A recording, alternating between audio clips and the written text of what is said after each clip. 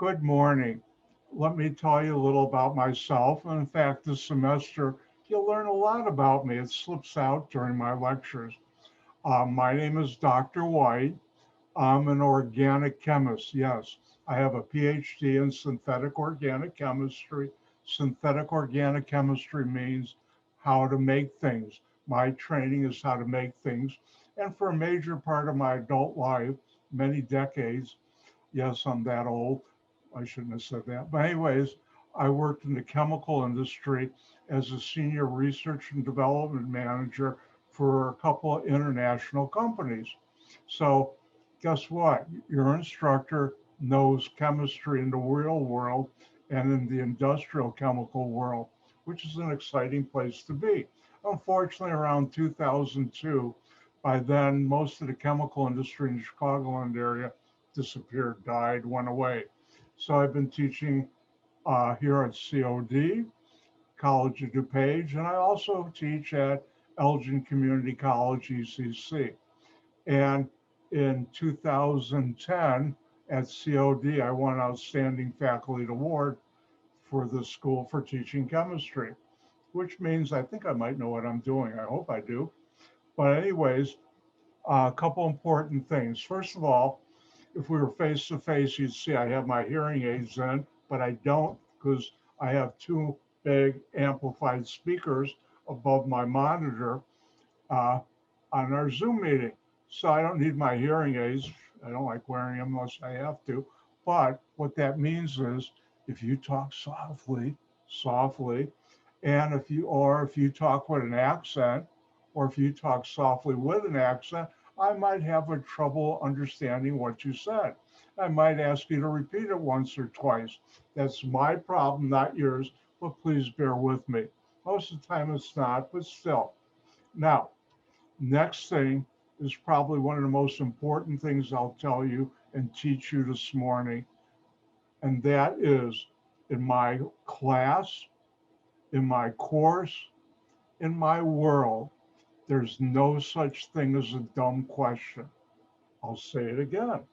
In my class, like here in Zoom, in my world, anywhere around me, there's no such thing as a dumb question. If you have a question, ask it. Uh, I went to grad school at Michigan State. That's where I got my PhD in organic chemistry. And every Friday we'd have group meetings. And part of the group meeting, different grad students, which I was, would get up and talk about your research. And there's a thing called a postdoctoral fellow. That's someone who has a PhD but doesn't have a full-time job yet and goes to another school, works for another professor, uh, earning some money and learning more chemistry until he gets a full-time job, usually within a year and a half, back when this was. And we had a postdoctoral fellow, Dr. Palavin, and I was talking at the board about my research, this organic chemistry, and I was talking about what I was doing, the reaction I was investigating, and he asked, can you show me the mechanism, which we won't get into this class, but it was something we had taught. All undergrad organic chemists know that mechanism of the reaction I was working on. So, anyways, I showed it to him, and afterward I said, Larry, weren't you embarrassed asking a question like that? Undergrad organics should know the mechanism. And he looked at me, and I can still remember this was a long time ago. And he said, why should I be embarrassed? I didn't know it. Now I do. What's wrong with asking a question about something you don't know?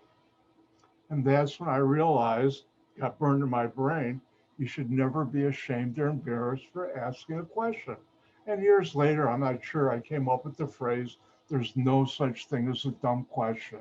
So please always feel free to ask questions, either in our class, after class when I have some time. This semester, not much, because at 1 o'clock I have to teach organic chemistry at Elgin Community College, but I also have office hours, and usually I'll start my Zoom, open it up early so you can ask questions too. In other words, ask questions. All right, now one of the things, I don't know how many of you are familiar with Blackboard, but I figured I'd show you it in case you're not familiar with it.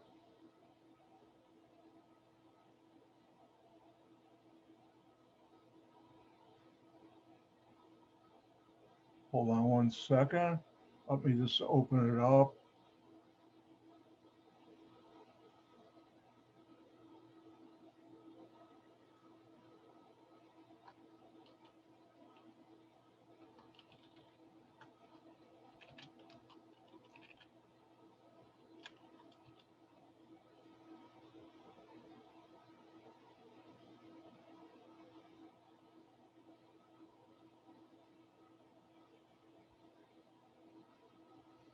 All right, now one of the things, and I've been teaching now with Zoom over a year, is sometimes Zoom tells you everybody else sees what's on your screen, but it's not true. So what I've developed is I call my thumbs up people.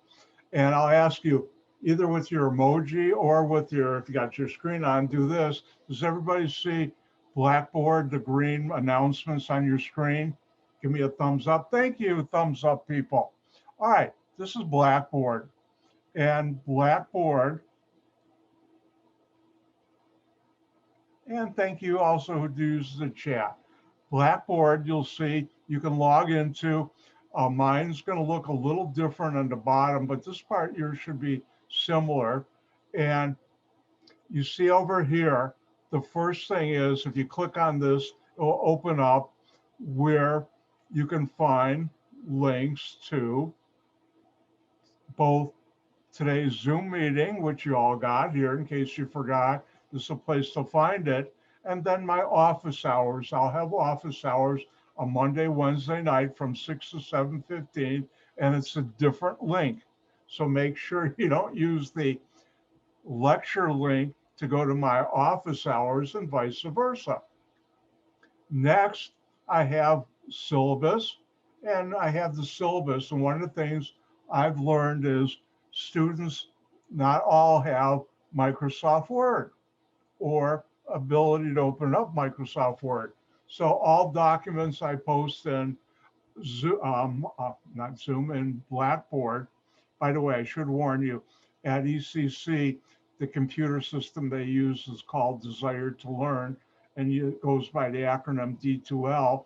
And once in a while, I'll confuse the two, and I'll say D2L here, over there, I'll say Blackboard. Usually I capture myself.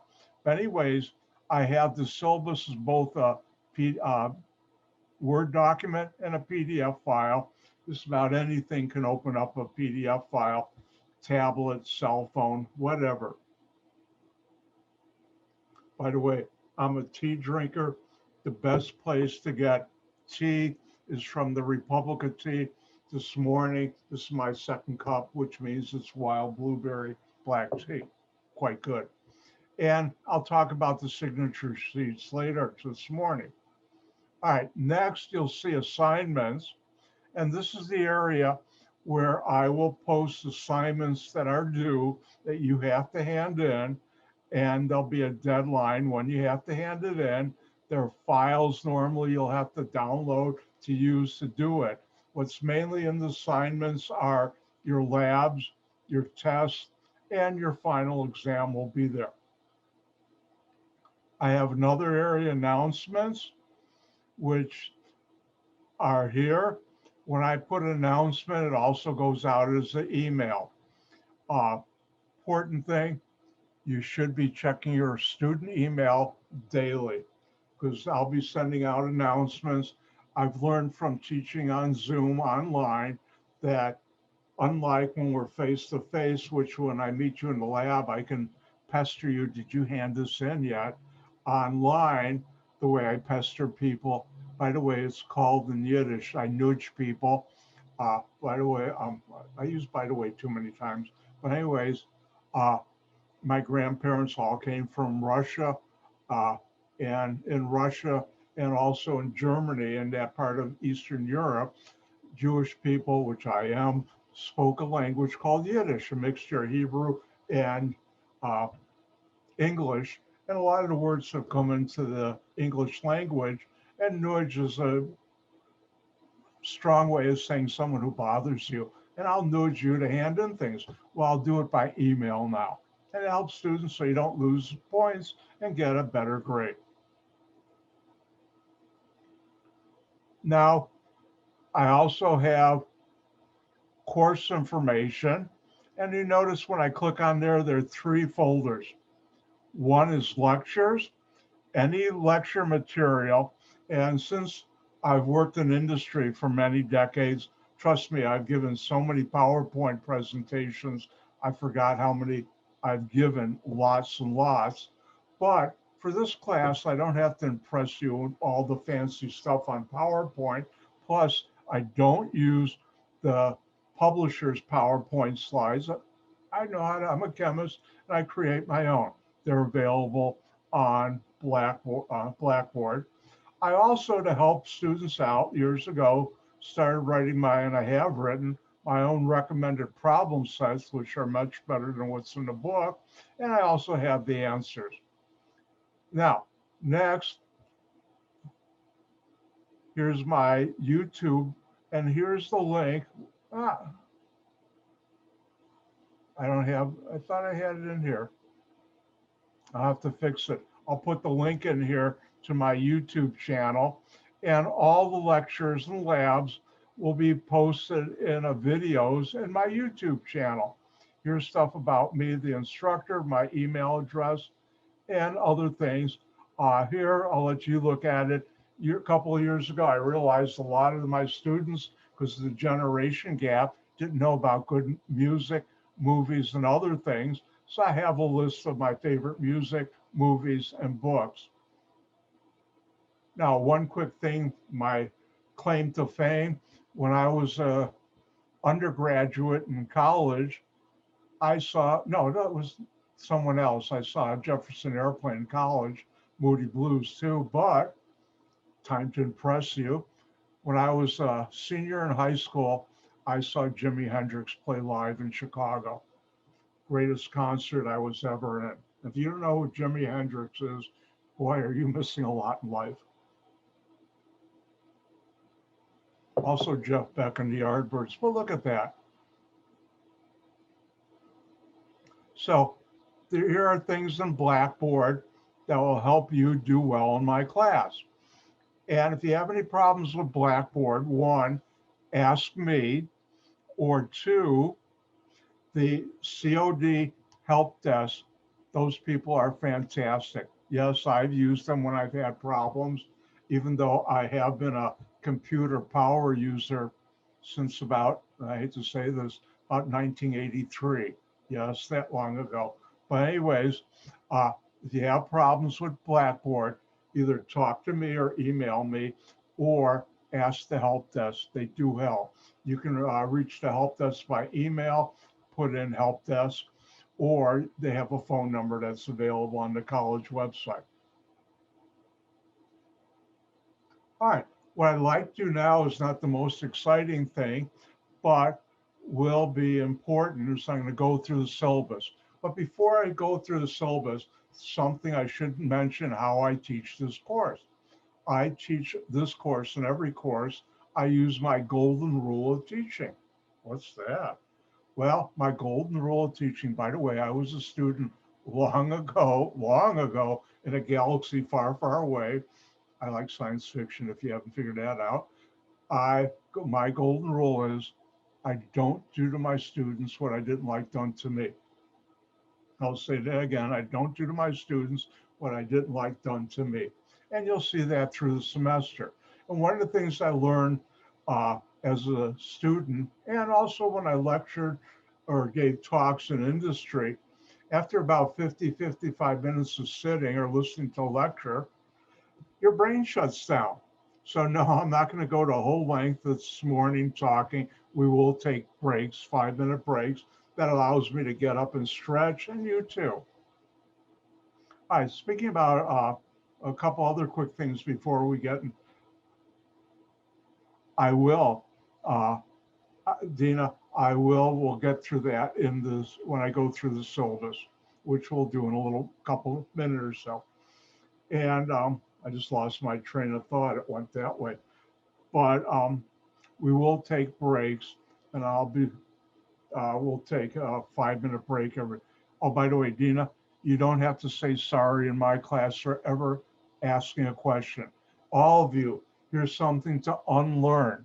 I know a lot of faculty get upset when students ask questions or things that faculty is going to cover later on. They're ahead of the game. Guess what? I don't. You never, ever have to say sorry in my class for asking anything. That's why I say there's no such thing as a dumb question. Now, my webcam is up here. The controls are down here. So my screen's here. So a lot of times I'll be looking like this.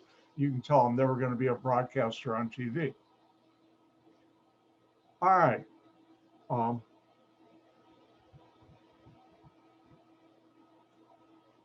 got my notes here.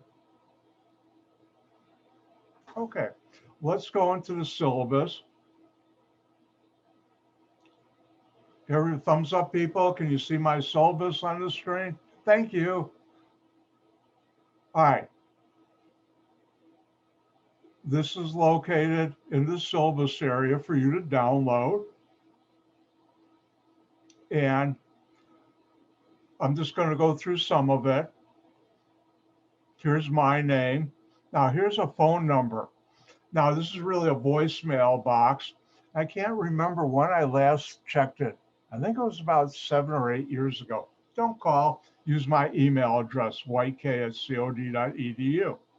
Now, this summer, we'll be meeting on Monday, Tuesday, Wednesday, and Thursday from 9 until 11:50. Now, I'll talk more about this later today. On Tuesday and Thursday, we'll get out earlier. But you'll still have the same amount of time with me on Zoom as if you were with me in a classroom face-to-face. I have here, and it's also on Blackboard, and I showed you, but here again, your syllabus. Here's how to join the Zoom meeting. Here's my YouTube channel, which I'll put in Blackboard later this afternoon. But you can click on this, and I already have stuff from when I taught face-to-face.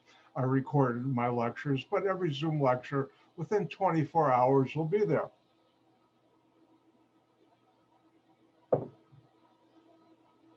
Here's for my office hours. I'll be having office hours Monday and Wednesday night from 6 to 7:15 on Zoom. This I don't record. And if you have any questions, come on by. Last semester, I had one student who would come to my office hours, and she'd be in her SUV with a tablet while her daughter was doing soccer practice. That's allowed. Now, the best way to reach me is by email. I check my email always twice a day, every day, Monday through Sunday. Now, one thing I've done since I was about 4 or 5 is I'm an early riser. I don't need much sleep. I don't know, that's been my whole life story, which means when I go to bed about 11:15 at night, I'm up and working by 4:45, 5 o'clock. So usually about 6 a.m. and then later in the afternoon, early evening, I will check email. So if you email me at 9 a.m., I've already been working a while, and I have been this morning too, because besides teaching, I also consult for various chemical companies throughout the world. So I check my email twice, so always feel free to email me, and I try and get back within 24 hours or less to anybody who emails me. Now, the rest of this is required for any faculty, course methods and all this. I'll let you read that on your own. And the active course file. All right, everybody see course material on your screen? Thumbs up, people. Thank you. All right, textbook optional. Let me talk about that. Here's the textbook. That's the last time you're going to see it in my class. The textbook is, now, a couple years ago when I was teaching chemistry course. It was 1211, which is a different textbook. But anyways, somehow I asked about 2/3 in the semester, how many students are reading the textbook? And nobody raised their hand. And I thought, oh, that's not good. And then I looked at the test scores and they were quite good. Historically, when I teach a class, and now I'm going to be selfish about this, I expect about 60 to 70% of the students, listen carefully, to earn A's. Sometimes it's higher, like last semester was quite good. And that's both face-to-face and online. And that's just the way I teach. One of the things I've done is, one, I posted all my lectures on Blackboard, and the way I lecture helps students. And two, my practice problems, which I go through, help students too. And I'll talk more about that. So I'd highly recommend, don't buy the book. Because guess what? The publisher doesn't give me any kickbacks to help you buy the book. And students do well in my class without the book. So don't buy the book. Now, for the lab, since we're not going to be on campus, you don't have to buy a lab book, but we'll be using the lab simulation Beyond Lab Z, which is quite good. I used it last semester. My students loved it, and I love it. And from the bookstore, here's where you can get the license and your activation code. I should tell you one thing.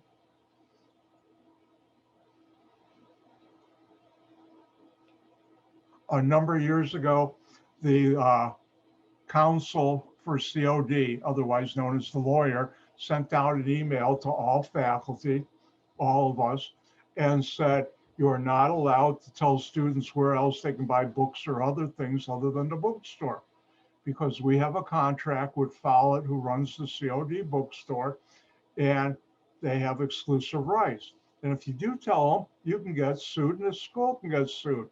Guess what? Dr. White doesn't want to get sued, so I can't tell you where else to get things, but you can get the Beyond Lab Z activation code at the bookstore. And it's quite inexpensive. It's under $30, which is cheaper than the lab fee you don't have to pay, and the lab book you'd have to buy.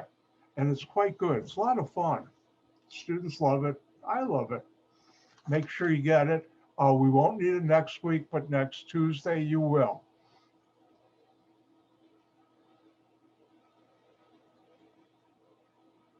Now, calculator. You will need a calculator in this class.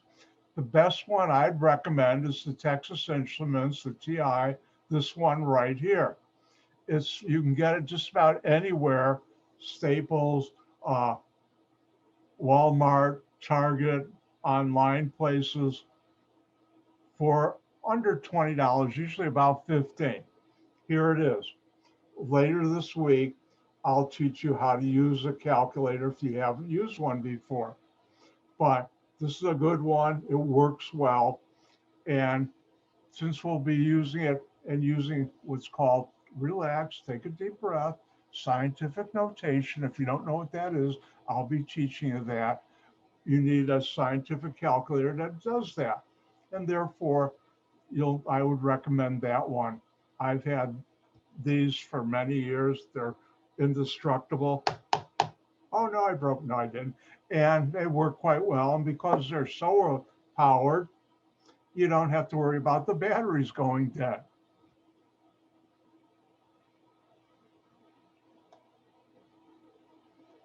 On one.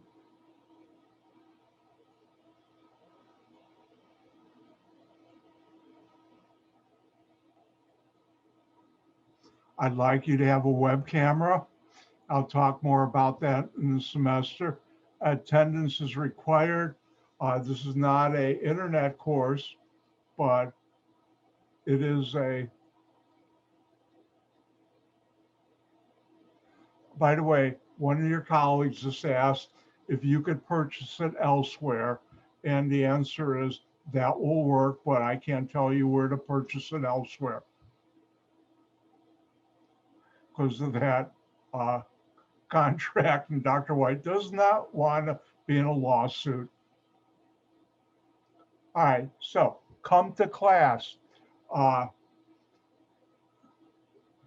Please note that the files for lecture will be in Blackboard. However, I'll be writing on the board, and not everything is covered in the textbook if you're reading it. And some material, because I'm an organic chemist and I know the real world, isn't even in the textbook that I'll cover. Please show up. If you mix more than 5 lectures, I reserve the right to give you an F at grade time. I won't drop you. I'll just give you an F. By the way, if you miss 5 lectures, that's the same as missing almost 2.5 weeks during the normal term, and most people will fail. So it's going to happen one way or another. Show up. It helps you. Even though I'm putting everything on YouTube, show up, please. Now, student behavior and academic honesty. I would ask you to go and look at the Code of Ethics here, or academic conduct here at this link for COD. You should be respecting each other and me. You shouldn't be disruptive in class. A lot of this is written from when we were face to face, but you're dealing with someone who's been a senior manager in the chemical industry. Trust me, I know how to handle situations that come up, interpersonal problems. I've had to in industry. It's only happened a few times in academic when I've been teaching. If you cause problem, I'll give you a warning, including written, and a copy of that will be sent to the dean. And if you don't change, you'll get an F, and I'll ask you not to come back. If it's totally unacceptable, you'll be bounced from this class. You'll still get an F, and both the dean of students and my dean of math and science, will get a letter. Don't, please don't. Now, I'm a laid back person. I've learned take life easy, except 2 things get me mad. I never want to see me mad. You never want to see me mad. One is people who lie to me, and 2, students who cheat. Cheating is just a form of lying in my book. So don't cheat, please. I have ways in my test of finding out when a student teaches, and I've only done it 3 or 4 times in all the years I've been teaching COD. When I've caught a student cheating, I will do what's in my syllabus, which is a letter goes to the dean, a letter goes to the student. That test, they get a 0, and it can't be dropped, which hurts your grade. So please don't do that.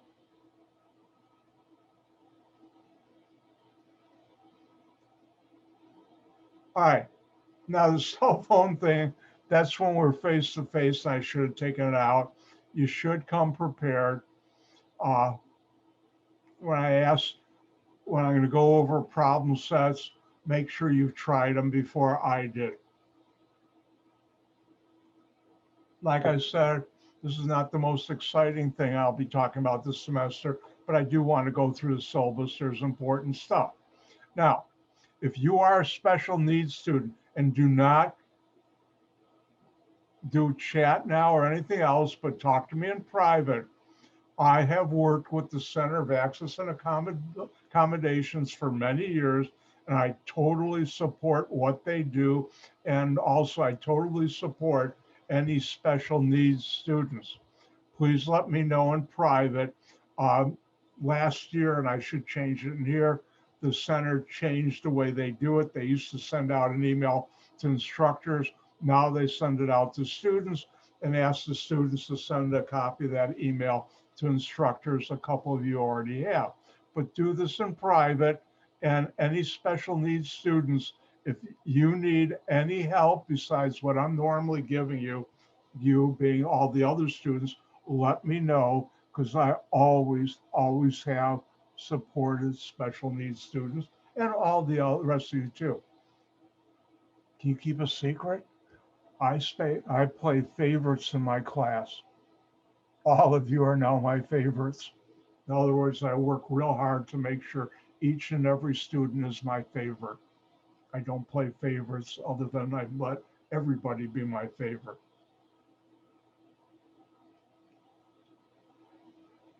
All right, now let's get to the important stuff because you all want to know, how do I get a good grade in this class? Well, let's go through it. First of all, there are going to be 4 tests, 1-hour tests. They're always on Thursday. And here are the dates right here. And you'll see July is going to be busy and the beginning of August too. And I'll talk more about regrading. On Monday, there'll be a comprehensive final exam. I should tell you, I've taught this class a number of times, and this works well for students. What that means is students do good in my class. Like I said, the last time I think I taught 1105, I would say 70% of the students, and this was face-to-face, but I expect the same thing should happen now, earn. And the important word is earned A's. And the others did quite well too. In that class, I had one person unfortunately get a D. All right, I'll have 1 extra credit project, makeup, only for extreme emergencies that you can document. Do I allow makeups? All right, now, the important part. Ooh, I can get your attention. The important, I warned you earlier, those you heard, I can be a wild and crazy guy on front of a webcam. All right, you're going to have 4 exams. And what I do is I take the 3 highest test scores and add them up. You also have a final exam and lab, and we'll be talking about lab more Thursday, but you'll be handing lab reports, and each lab report is worth 10 points. And the total, the 3 highest tests is 57% of your grade. The final is 19, the lab is 24, which adds up to 100. Now, let me zoom in on this.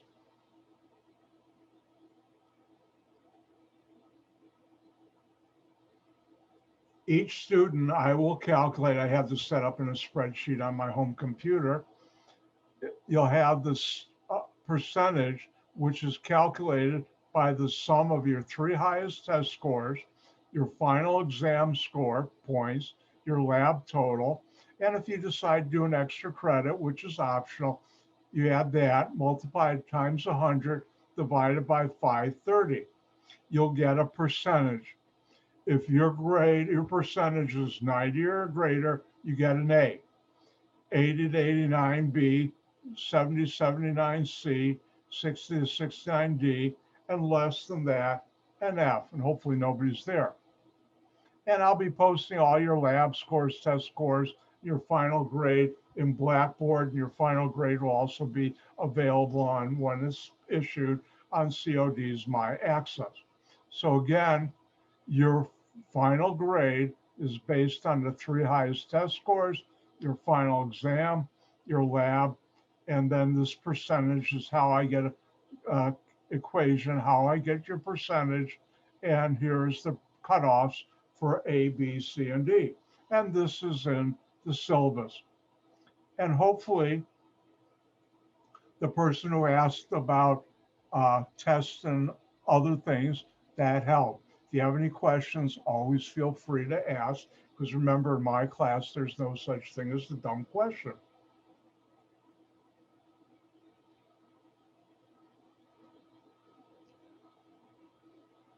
By the way, you can withdraw. Here's the withdrawal, that's standard. And there's the last date for withdrawal. Historically, the only reason I have people withdraw from my class, which I guess shows you I'm doing somewhat of a good job, is A, I've had a couple times where women get pregnant and sometimes they don't withdraw, and it was face-to-face. We had a lottery. Would they give birth in my class or lab or wait until after the semester? All of them waited until after the semester. And if people get transferred out of the area due to a job they're working at. And that's the only, I rarely have someone drop because they haven't, but it's available. Now, I should mention it happened at the other school bond here once, and that's why I put it in there. If you stop coming to class or taking exams, guess what? I'm going to count that as zero for your points, and I'll issue a final grade. And here's the incomplete. If you have a certain emergencies or something, and I haven't given incompletes due to family problems, etc., as long as it's documented, I accept it. All right, let me make this a little smaller.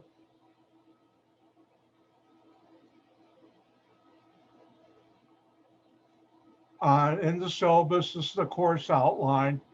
Uh, and this is a date is the start of the week. We have technically 9 weeks. That Monday is going to be the final. Those are the chapters I'll be covering. It also shows the tests and what chapters are covered. And I stick to it. I've done this enough times in the summer. This is a pretty decent schedule that I can follow, and it also helps the students.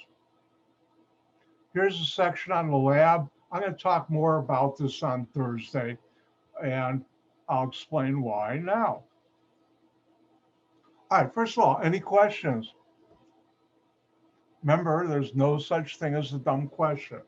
All right, now, when we do face-to-face, we'd have 3 hours of lecture per week in fall and spring, and then a 3-hour lab.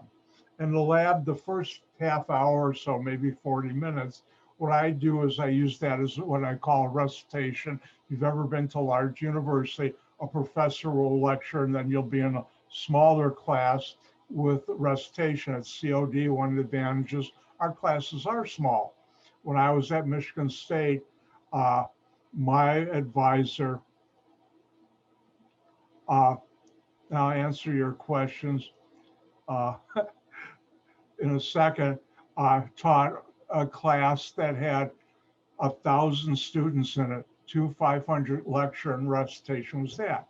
Then we'll have lab if we're face to face. The way I scheduled this summer is on Tuesday and Thursday, we'll do that recitation lab, which means you'll get out early on Tuesday and Thursday, except this and next week, because if you look at the calendar, July 5th, COD will be closed for the long July 4th weekend. That means I'm going to lose 3 hours of lecture, which is almost a full week of class. So I'm going to go a little longer. I'm going to cheat on Tuesday and Thursdays for a while. Today, we're not going to have lab. On Thursday, we will. You don't need the access code for this Thursday, but next week you do for Tuesday. So if you haven't purchased it, buy that. The Beyond Lab Z access. All right, now question was, how do you take tests? It's going to be an assignment area, and I've worked this out. What I will do is the day before test, all tests are on Thursday because that gives me time to grade them. I should remember the golden rule of teaching. I hate multiple choice tests. I never did good on. They're designed to trick you. So my tests are never multiple choice, other than once in a while I'll put on a few questions, never more than 10 or 11 points out of 100. Most of them are short answer. You have to do something or write it down, which means it takes me a couple hours to grade them, even face to face, but that's better for you. And so what I'll do is you download the PDF file. If you have a printer, you print it out, you take the test, and I'm debating still. I think what I'll do is Thursday at the end of lab, I'll have you take the test. You'll have an hour to do it, then another 15 minutes to scan it. Or if you don't have a scanner, I have files, and I've found out over a year ago how to different ways with a cell phone or with a cell phone, how to take pictures and create a PDF file, which you can upload. Now, I'm debating, do I have everybody turn on their webcam to cut down on cheating or not? And then I've debated. but that's how you take a test. You don't have to come to campus. But Dr. White's real sneaky, and I put things in my test to know if students cheat. And I've caught students on the, teaching internet cheating, and don't. Now, someone asked, can we all get an A? And the answer is, I'd love it. One of my greatest dreams is to have a class where everybody earns an A. Key part is earn. And a couple summers ago, I was teaching Chem 1211, which is a general organic, and I had 24 students. I had 22 A's and 2 B's. When I saw that and I was finished the grading, I'm thinking, I wish those two had gotten an A. Till I said to myself, Dr. White, sometimes I call myself that, stop being so greedy. Think about it. Those 2 students, if you hadn't helped them, would have flunked. So getting a B is quite an accomplishment. You should be happy. I still like to see a class get all A's. That would really make me happy. And I've come close to that, and also another 1212, which is organic chemistry. A couple people did in the rest of the class. So it's up to you. Now, a couple things real quick. Let me go to gallery view. If I made a mistake, Colton, on the syllabus, let me know. I'll correct it. Sometimes I do that with days. I better tell you now, I don't walk on water unless it's frozen. Even then I stay off it, which means I'm not perfect. If I make a mistake, let me know. I appreciate it. I'm not one of those instructors, oh, you shouldn't have pointed that out. No, let me know, because that way I can correct it. Now, let me go to gallery view. Hi, everybody. All right. Use your either thumbs up or any other emoji you want. How many of you are here because you have an undying love of chemistry? Raise your hand or do a thumbs up. Oh, it's just me. How many of you are here because you're planning on or do have a wonderful career in chemistry? Do thumbs up or raise your hand. Oh, it's just me. How many of you are here because you need to? Oh, one person, but most of you are not. How many of you are here because someone said you needed to take chemistry for your major or whatever? Just about everybody. I knew that, now you know that, and I'm not going to try and teach you, convert you into being a chemist. But I will teach you about my world of chemistry, which is really your world of chemistry. Now, why should you learn chemistry? Let's think about that. Hopefully everybody out there is breathing. And when you inhale, that's molecules of oxygen, nitrogen going into your lungs. Those molecules, that's chemistry. Here's a water bottle. Guess what's inside? Water. That's chemistry. That's a chemical. You tend to forget about it. That's chemistry. If you look at my shirt, it's made up of cotton, which is chemistry too. Ooh, this is getting scary. Now, everybody, take your hand and put it in front of your mouth. Go ahead and do it and blow. Do you feel that? That's molecules. That's chemistry hitting your hand. The next time you go out and feel the wind on your face, that's molecules, which is chemistry, oxygen, nitrogen, hitting you real hard so you feel the wind. Now it's going to get real scary. Everybody, touch the back of your hand. Do you feel that? Your skin, that's made up of molecules. That's chemistry.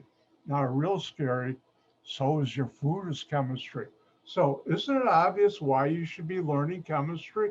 Let's say the water is chemistry. The air you're breathing is chemistry. Your food is chemistry. Isn't it obvious why you should be learning chemistry? Yeah, because someone told you you had to take it and you want a good grade. That's why you're taking chemistry. I know that, but I'm still going to teach you about my world of chemistry, which is your world of chemistry. All right. How do you do well in my class? Well, in order to teach you, show you how to do well in chemistry class, which my students do, I'm going to talk about bicycles. Bicycles? Yeah, bicycles. Let's assume you don't know how to ride a bicycle. You've never been on a bicycle, you don't know how to ride a bicycle, but you want to learn how to ride a bicycle. So, being the nice person I am, and I am, I give you the best Blu-ray ever made disc on how to ride a bicycle. And you've got a good Blu-ray player at home, you've got a monster high def TV. And for the next month, you watch that with your remote control. You watch the Blu-ray, slow motion, slide by slide. Till the end of the month, you know that Blu-ray, how to ride a bicycle by heart. What's going to happen the first time you get on a bicycle? You're going to fall off. But with time and practice, you get better. And that's what learning chemistry, how to learn it well and do the practice problems. Watching me do things, oh, that's not that hard, just like watching that Blu-ray how to ride a bicycle. But if you haven't practiced it and you take the test, you know what's going to happen? You're going to fall off, which won't be fun. But if you practice and that's where you fall off and you ask me questions, then you'll learn how to do things and be good and you'll do well. Now, most of you probably weren't around. I hate to ask this, but how many of you remember Michael Jordan when he was at his prime? Probably not too many. But anyways, back in the mid 90s, when 95, say 1995, when Michael Jordan was the best of the best of the best player, the best player in the NBA, you'd see on TV in Chicago here or on the newspapers here, every once in a while you'd see a story about Michael Jordan saying, Michael Jordan, he was the first always on the practice court during practice, and was always the last one off. Now, why would someone who's the best of the best of the best have to be practicing? Because that's how he kept being the best. He practiced. And with that, it's time to take a break. Come back in 5 minutes, 9:55. I'm going to go get up and stretch, and I'll see you in 5 minutes.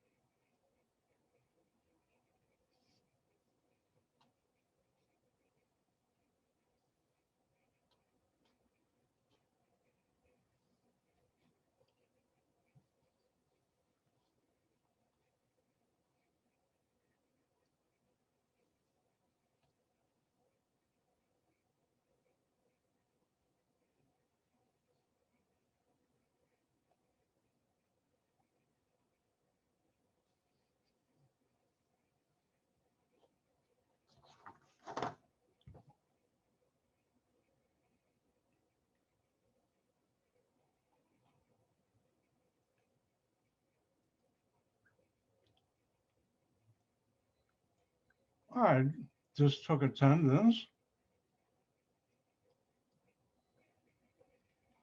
And time to start again.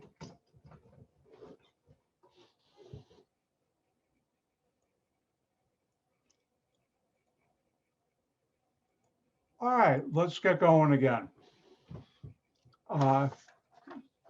Going through the syllabus is not the most exciting thing, but it's something important. And it's time for me to start your journey into my world, which is really your world of chemistry. And if you have any questions, remember in my class, there's no such thing as a dumb question.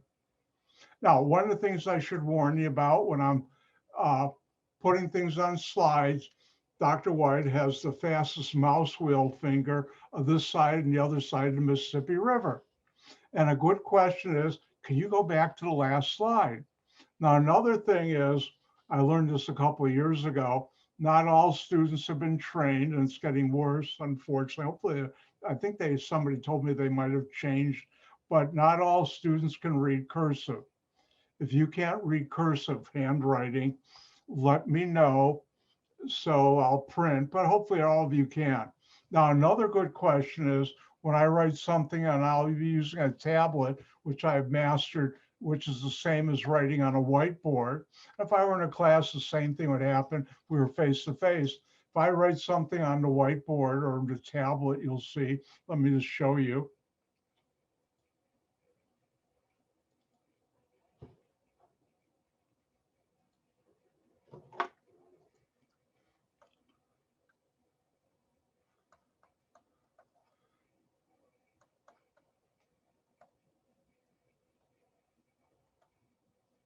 I can do this. If you can't read what I wrote, always feel free to ask, what the heck is that? So if you can't, and by the way, H2O is water, this is a test, guess what? My whiteboard works. Thank goodness. And I think I got everybody here. But anyways, that's how, remember, if you need me to back up, also, if you want me to repeat something, ask. I'm here to help you learn chemistry. And one thing I should mention, I'm a very selfish person. And the way I'm selfish is I like things happening around me that make me happy. I'm very selfish that way. One of the things that make me happy is to see students succeed. I get no pleasure. Actually, it's quite sad, makes me unhappy to see students get D's or F's or even C's, but D's or F's, that's not a happy time for me and probably not for the students. So remember, I'm here to help you get the best grade you're willing to work for. That's the important thing. I'm here to help you get the best grade you're willing to work for. So always feel free to ask for help. All right, let's get started.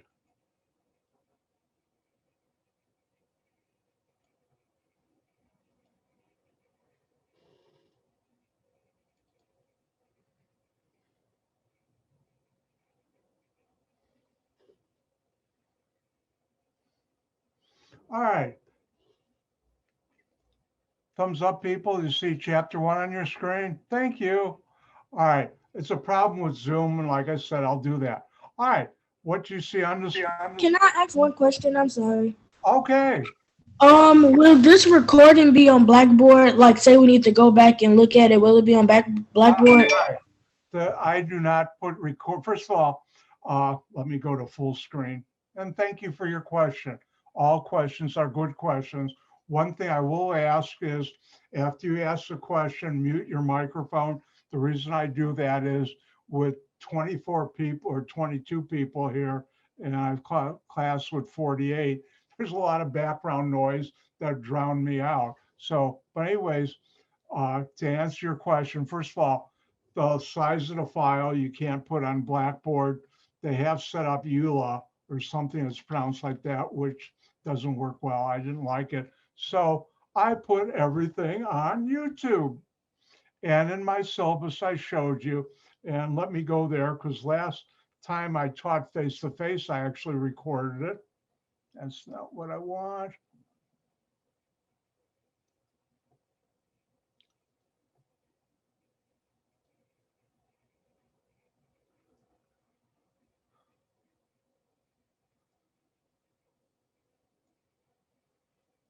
Does everybody see my YouTube channel? You didn't know Dr. White's a YouTube star. This is from a couple of years ago when I actually videotaped the whole semester Chem 1105. I also have 1211 and 1212 on there. And I will be putting here today and every lecture on this channel, and you can go there. The link will be in Blackboard. It will also, it's already on your syllabus to get there. And you'll be able to watch today's lecture and go back and look at it. One of the things I found out was since I started posting it, and even back then when I posted it for my face-to-face, students did better when they could go back and look at something again or twice if they didn't get it the first time. Now you can always feel free to come to me, but also that helps students. And hopefully that answers your question. And thank you for your question. All right, so what's chemistry? This is chapter 1, and I will never ask on a test what chemistry is. But let's just talk about it a little. It's the study of the composition, structure, and properties and reactions of matter. Another way of saying it is chemistry is a science that tries to understand how matter behaves by studying how atoms and molecules behave. And if you don't know what an atom or molecule is, don't worry, I'll teach you. I forgot to ask. Let me quick go to here. How many of you give me a thumbs up, read about me, and ratemyprofessor.com? Well, you'll find out if they're telling the truth or not this semester, but it's true, it's true. If you notice, in the chemistry department, I have probably one of the highest amounts. One of you asked a question about slowing down and give lots of examples. 50% of the time I'll be having you work on, I'll be giving examples. If I'm going too fast, see me in private, but I try and go at a rate where everybody, not too slow, not too fast, sort of like Goldilocks and the Three Bears, just right, so it helps everybody out. No, I don't give out porridge. Oh, that was an awful joke. Oh, I better warn you. Warning, and they don't warn you about this too much in ratemyprofessor.com. I do humor. Now, some days I have my humor is pretty good. Those are good humor days. Sometimes it's not that good. And you have to suffer with that, but that's life. But I do like to use humor. I mean, come on, let's enjoy life. Chemistry's fun. Yes, it is. All right. So chemistry is understanding everything around you, just about everything except the light. And even parts of light deal chemistry and physics at certain level, very high up, are similar. All right, now, let me just check chat. There are 4 main branches of chemistry. And every once in a while, I like to be subtle. And here's how I can be subtle.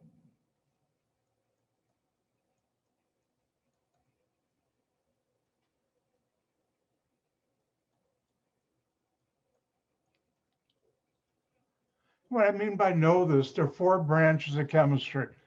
The best is organic chemistry. Well, that's because I'm an organic chemist, I'm biased. And organic chemistry, and we'll do some this semester too, deals with the molecules that have carbon and hydrogen And originally it was molecules that came from things that were alive. Now, the worst, in my opinion, because I just never liked it, is inorganic. And that's from chemicals from things that were never alive. Then there's physical chemistry, which deals with how reactions go step by step in chemistry. I'm not going to ask you to define these. And the final one is analytical, how to measure things. If you've ever watched CSI programs, the chemists who are working for the police department are analytical chemists. So what does that mean? On a test, I could ask 2 points. Name one of the 4 branches of chemistry. Hopefully organic, that's the best, but you could do the others. So there are 4 branches of chemistry, and a good part of what we will do falls under inorganic analytical, but the last 2 or 3 weeks, I get to teach organic chemistry. What's an example of organic chemistry? Don't raise your hand, but I hope in the last 24 hours, all of you have washed your hands. And when you use soap and water and wash your hands to get the dirt off, you're doing organic chemistry. Well, that's scary. Chemistry is everywhere. It is. So anyways, the 4 branches of chemistry, you should know at least one. Organic's the best, but organic chemistry, inorganic chemistry, physical chemistry, and analytical chemistry. And remember, everything you see on the screen right now is available, other than what I write on the slide time to time, is available on Blackboard in the lecture section, and it's secretly labeled Chem 1105, Chapter 1. Now,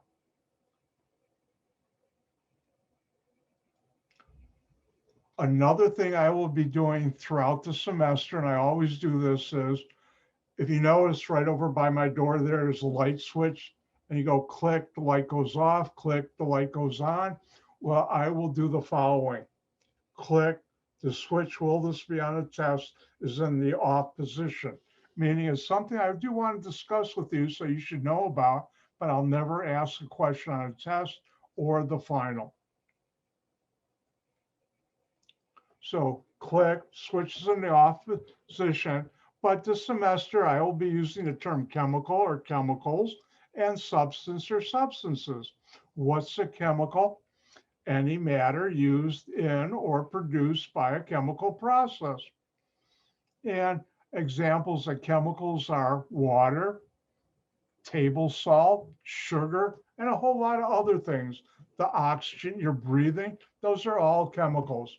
Now, another term that I sometimes use interchangeably is substance. Again, switches off, but a substance is a chemical that consists of one type of matter and always has the same composition and properties wherever it's found. What does that mean? Well, think about water. For those of you who don't know, water has H2O wherever you go. If you go here in Chicagoland, you go to, say, Seattle, you go to Miami, you go to Amsterdam. By the way, Amsterdam's an awfully great city. I work for 2 Dutch companies, and if you haven't been to Amsterdam, you're missing a lot. But then again, Guadalajara is a wild city too. I've been in. But anyways, water always is H2O. It's a substance, which is also a chemical. Like I said here, you can use them interchangeably. And water, whether you're here in Chicagoland, Seattle, Miami, or Berlin, I've been there too, water will always freeze at 0 degrees Celsius and boil at roughly 100 degrees Celsius, or freeze at 32 degrees F. And that's why we mean properties. It always has the same composition, 2 hydrogens, 1 oxygen.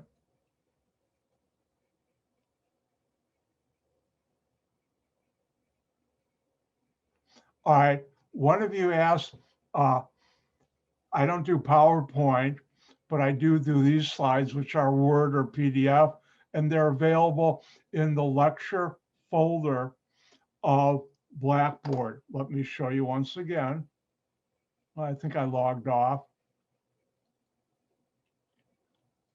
No, I didn't. All right, let me get someone with their webcam. Do you see Blackboard on your screen? Thank you. All right, see where it says course information? Click on that. Where it says lecture folder, click on that. And see where it says chapter, it's Chem 1105 chapter 1, and the red, same thing. The red is always PDF file. The black is a Word, Microsoft Word file. And these are available anytime you have access to Blackboard to download them or open them up and learn them. And if you notice, I have all of them for the whole semester here. And I have some other information here that will help you out so you do good. And thank you for your question.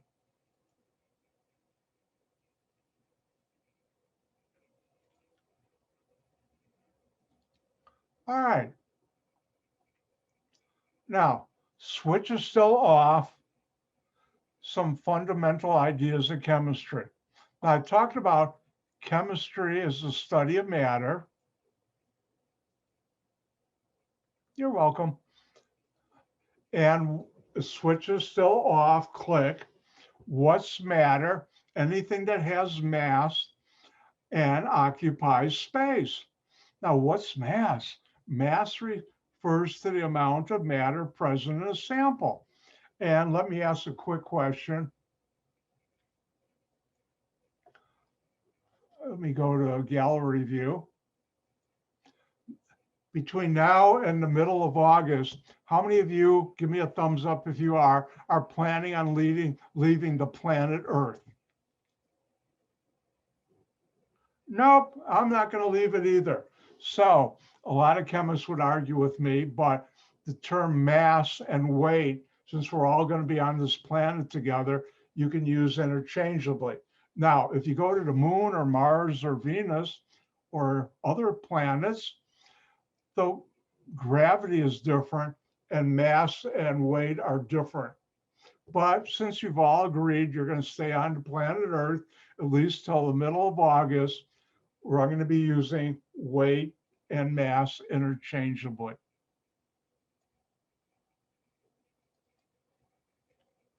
All right, so when we talk about matter, it's another way of saying any of the substances we have that make up our world.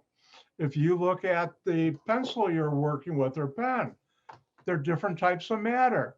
If you have a lead pencil, the lead is one type, the wood around it, or if you have, like I have, mechanical pencils, that's all matter. Now, the following, I'm still going to keep the switch. Is this going to be on a test? Click in the off position. Now, scientific method. That's something scientists, and yes, I'm a scientist, chemists are scientists, we use when we study matter and anything else we study. And the scientific method, and again, switches off, we make observations. Example would be, let's assume you put a bottle of water in your freezer today, and make sure it's plastic, not glass, and not totally full. And you come back tomorrow and you open your freezer and take out the bottle and it's all solid. You observe that the water froze, became a solid. That's an observation. And then you come up with, if you make enough data, collect enough data, you come up with a hypothesis. It states a possible interpretation of your observations. Oh, by the way, there should be a period here. The dreaded erase something off my slide virus got that, i.e., and I'll use that, that's Latin and it means that is, shorthand for that is the data. So if I put my water bottle in your freezer too, and it comes out frozen the next day, I would come up with the hypothesis, when you make the water cold enough, it will go from a liquid to a solid, it freezes. And then I'll do some experiments to see what temperature does that. And once I do that, I can come up with what's called a theory, that when experiments can be repeated, you get the same results that confirms the theory, and the hypothesis becomes a theory. That's how science works. You do observations, you do experiments to prove what you have is a hypothesis, and once you've proven that, you come up with a theory. Now, if your theory is always correct, we then call that a law. This will never be on a test.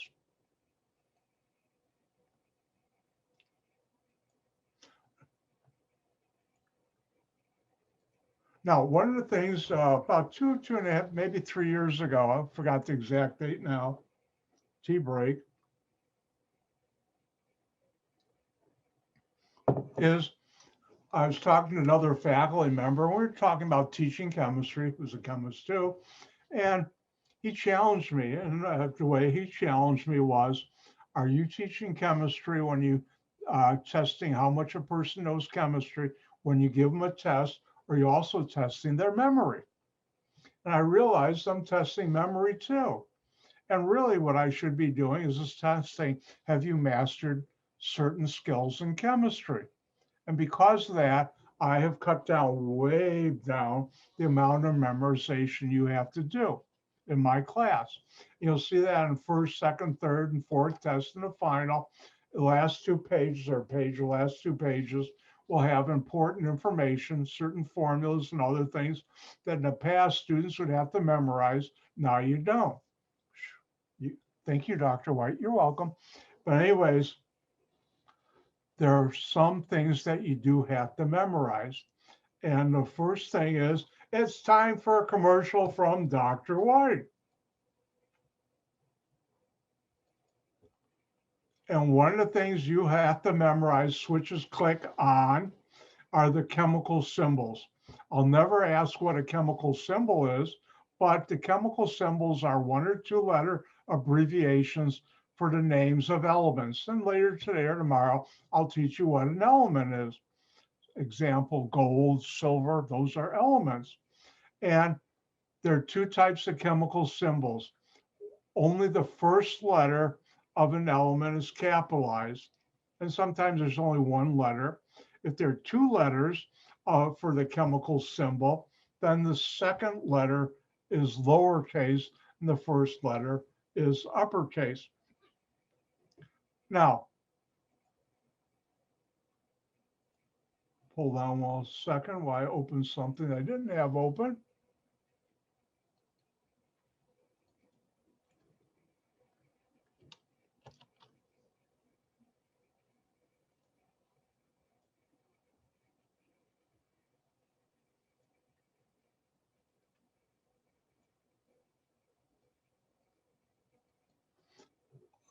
On your screen, this is called the periodic table of the elements. This is the periodic table you will use for the test and the final. Notice it has the chemical symbols, but not the names. So you have to learn them. Now, if you look at this periodic table, it goes through, doesn't have the names here, even though a newer one does, through 118. Now, luckily, your instructor, me, Dr. White, has worked and lived in the real world and using chemistry. And most of these elements I've never used. And guess what? I will bet, by the way, if I say I bet, I know I've already won, so never bet with me, that most of you, a lot of these will never use either, never encounter. So being a realist, the elements you should know are this list. And there are only 37 of them instead of 118, because these are the elements you will encounter in your world. Now, what should you know? You should know both the name and the symbol for these elements. On a test, if I ask you, What's the element with H? It's hydrogen. If I ask you, what's the element Kr? Krypton. Oh, by the way, I should tell you, in our universe, krypton is not a green solid that will kill Superman. It's a colorless gas at room temperature. And if we look at, my favorite, C is carbon. Now, if I could ask on a test, give the chemical symbol for silver, 2 points each. And silver is Ag. That's silver. Oh, it's time for a generation gap thing. A couple of years ago, I was driving around in the area and at a stoplight, I looked in front and I saw the person in the car in front had a vanity license plate. And the vanity license plate was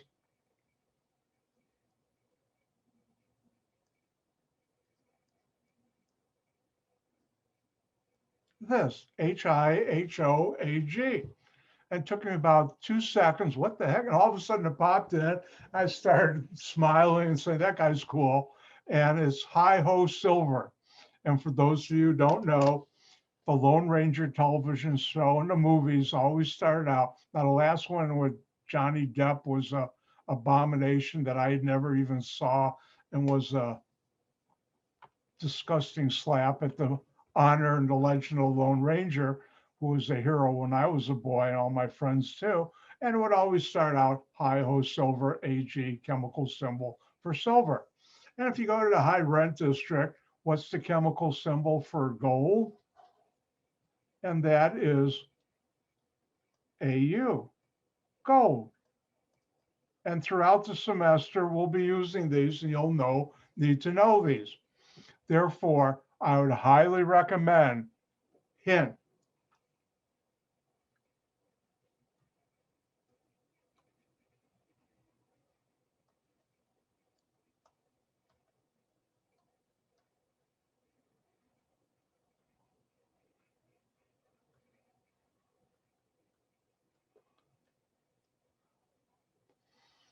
and there are only 37 of them. So that's my gift to you today. I'm not going to make you learn all of them. I think I forgot which one. If we go back here,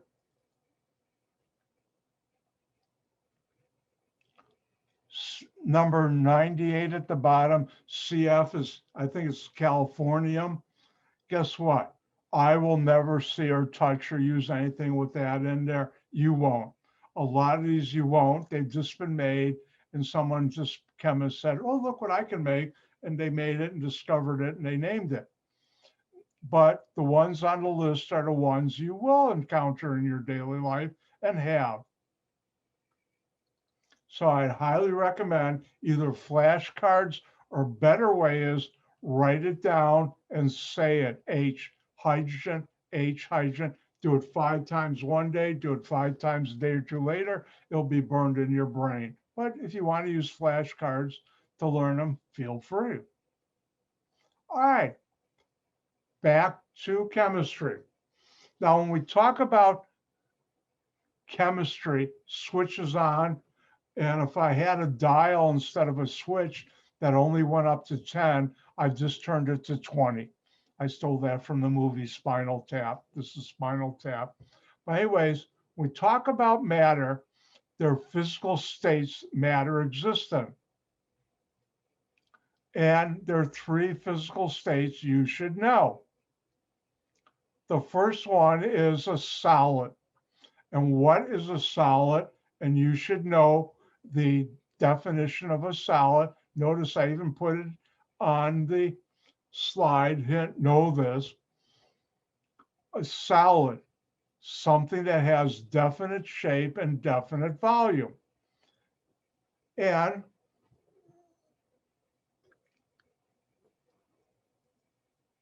if you notice right here, this is a glass sphere. It has definite shape, it has a certain volume, how much space it occupies, and it's a solid. And that's one of the shapes of matter. Oh, if you haven't figured out what's my favorite color,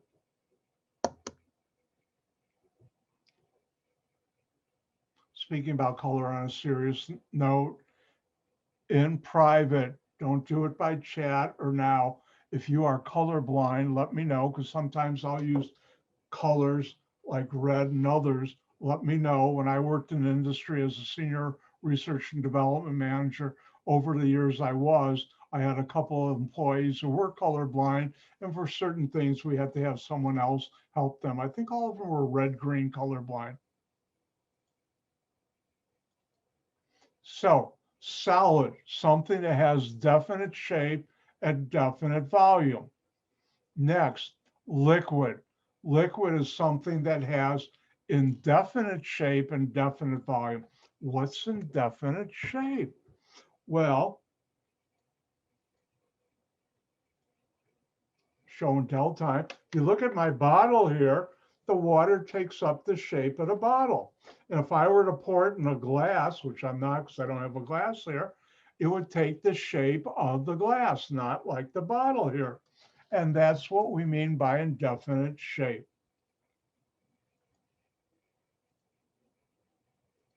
So a liquid has indefinite shape, but definite volume. The amount of liquid, like in my bottle, I can measure and it doesn't change. And finally, a gas, which is something you're breathing right now, a mixture of gases, the air is a gas, has indefinite shape and indefinite volume. The gas will fill up the shape of anything and it keeps on spreading, so you can't really measure the volume unless it's contained. So if we were in a class right now, we'd do something fun, and that's called class participation.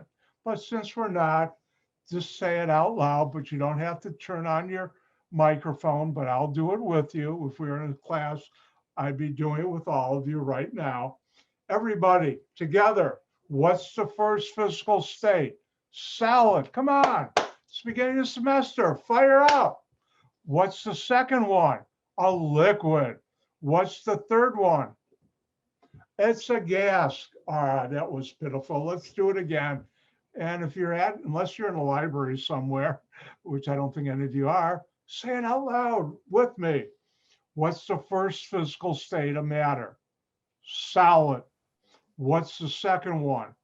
Liquid. What's the third one? Gas. And you should remember, you should know, solid has definite shape and definite volume. Liquid, indefinite shape, definite volume. Gas, definite shape, indefinite shape, indefinite volume. Remember, what you see on the screen is in the file that's available to you in the lecture folder on Blackboard. Now, when we talk about matter, there's two types of matter. And one type is a pure substance. And the other type is mixtures. So what's a pure substance? What's a mixture? Good question. Thank you. Let's find out. Now, a pure substance is a type of matter that has fixed or definite composition. It's composed of one type of atoms or molecules. And I'll never ask on a test, what's a substance? But later on, you'll have to know how to give examples of a substance, so you have to do that. So when we talk about pure substances, there's something that always has a fixed composition and has one type of atoms or molecules. Now, there are two types of pure substances. And I'll never ask you on a test, what are the two types of substances, but you'll see the type of questions I will ask. Because, I forgot to do this. Let's go to, one of the things I learned when I was a student was I couldn't read the instructor's mind. And I don't think you can read my mind. Let's do an experiment. How many can think about, how many know what I'm thinking about right now? No, it wasn't substances. I was thinking about a molecule. I did my PhD thesis was bicyclo 222 octanones, which I won't teach you in this class. That's grad level chemistry class. but none of you read my mind. So I'm going to tell you when things are important so you know what to study, because you can't read my mind unless you didn't want to answer.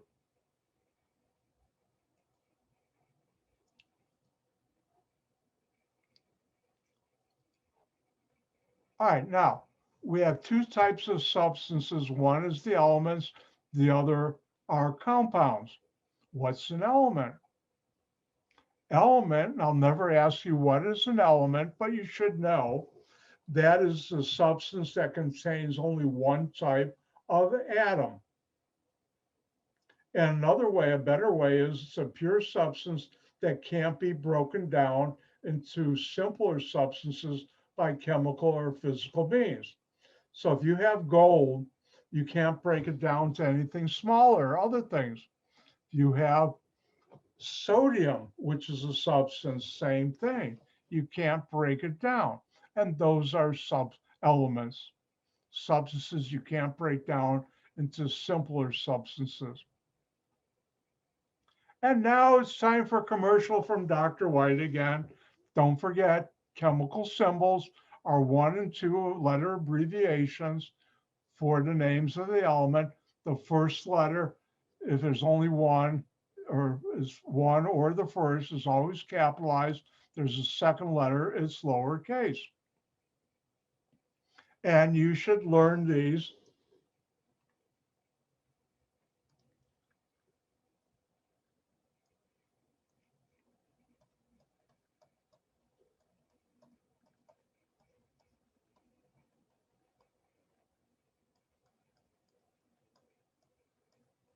See how subtle I can be?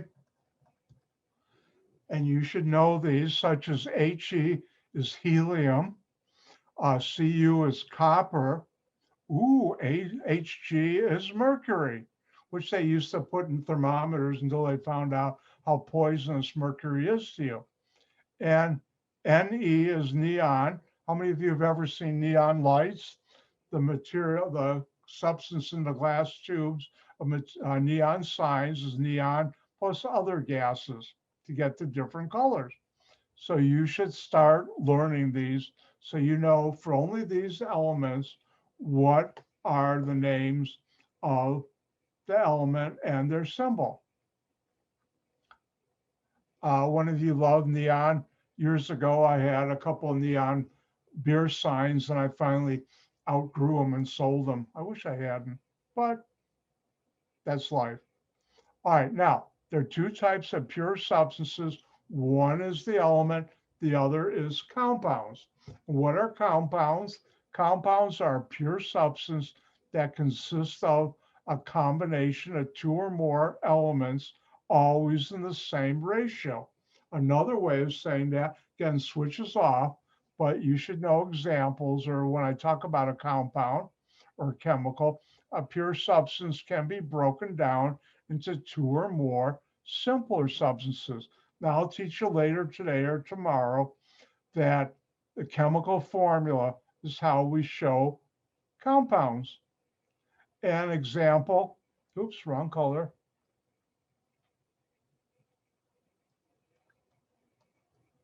This is water.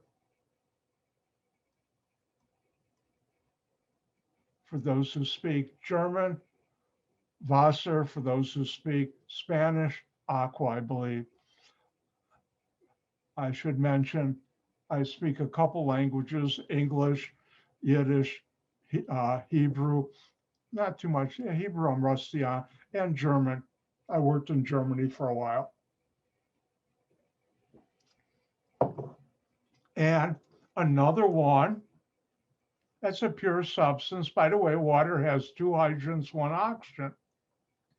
This one, sodium and chlorine together, is called sodium chloride, but you know it as table salt or the salt. That's stuff you put on your French fries or other things to make them taste good. Now, if you ever go out with a chemist like me, and I've done this too many times to remember, but one of us, if you go out with a group of chemists, one will ask at a restaurant, will you please pass the nickel? NaCl, NaCl. Anyways, we do that. And these are pure substances. Sodium chloride, table salt, whether it's here, go anywhere in the world, it will always be one sodium, one chlorine. You can break this down to sodium and chlorine. Water, H2O, two hydrogens, one oxygen. You can break that down to hydrogen, oxygen. Ooh, one more. This is oxygen gas.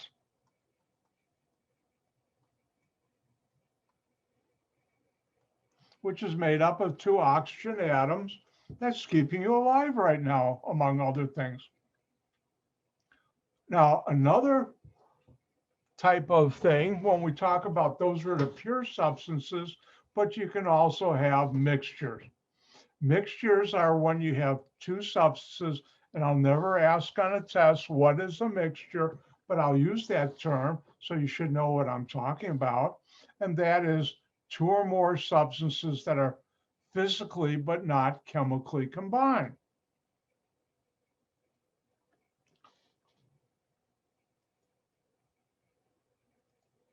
And remember, if you can turn on your webcam, makes Dr. White happy. Now, here's a bottle of water. If I were to take some salt or sugar and mix like this, I will have a mixture, salt and water, sugar and water. If I took all the water off, evaporated, I would get back to salt or sugar, and it wouldn't have changed chemically.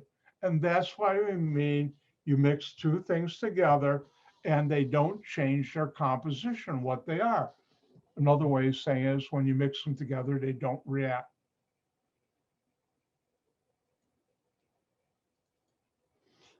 So we have mixtures. Now there are two types of mixtures and switches on.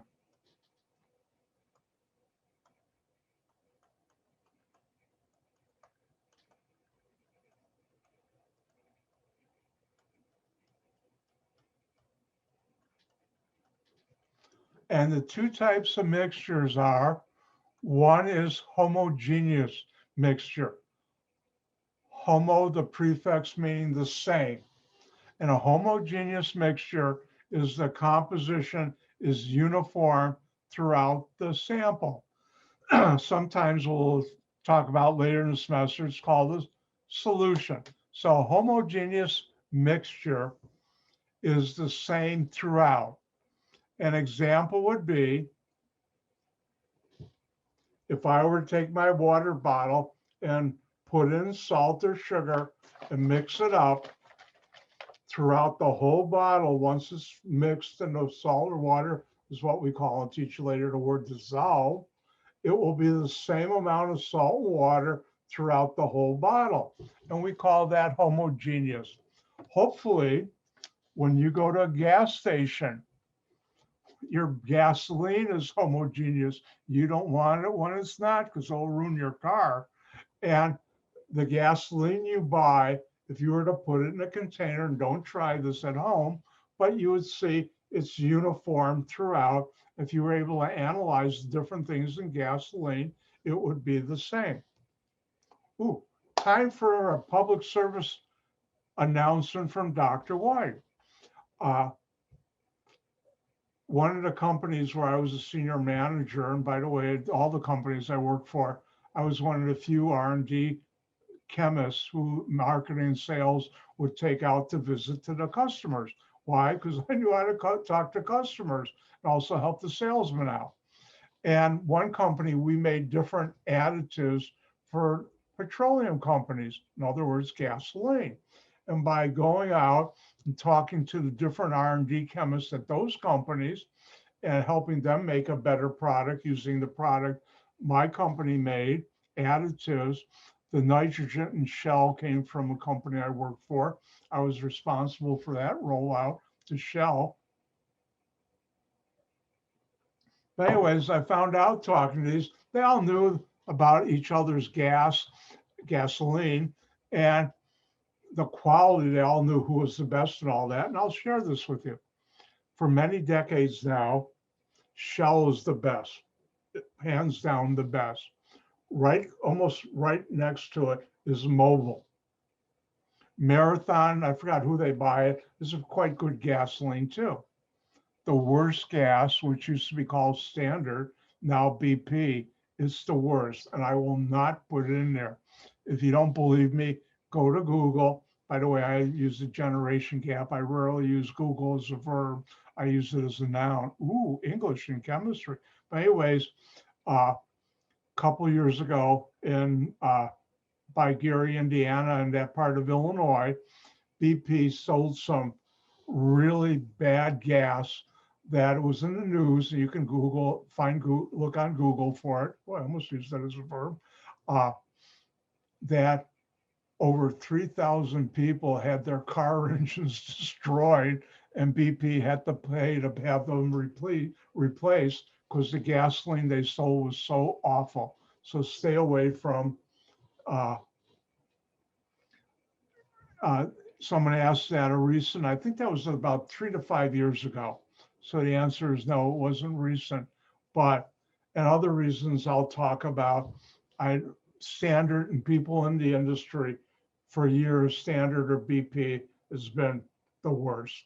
I mean, if you need gasoline, there's no other gas station 500 miles. Well, yeah, but guess what? Stay away. But that's my personal opinion.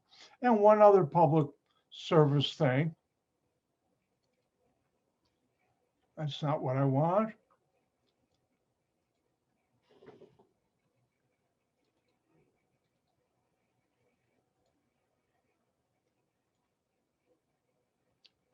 Everybody see Gas Buddy on your screen? You see it? All right, this site, which is chicagogasprices.com, I've been using for years.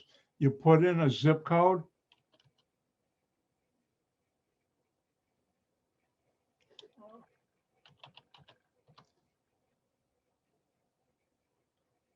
And you notice I put in the one for Glen Ellen by COD, and they have different gas stations and their prices.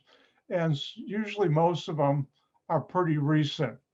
And between where I live in Schaumburg, I teach in Elgin. I also teach when we do face-to-face in Glen Ellen. The prices can be up to 20 cents a gallon. That adds up. So this is a good place if you want to see in your neighborhood or where you go, different gas prices. You can save a lot of money. And that's my public service announcement. I see some people have some questions. Let me open it up. Thornton's very good too. I've used them, and my sister has. I have two sisters, one 7 years older, one 7 years younger. Yes, I'm in the middle, literally. But anyways,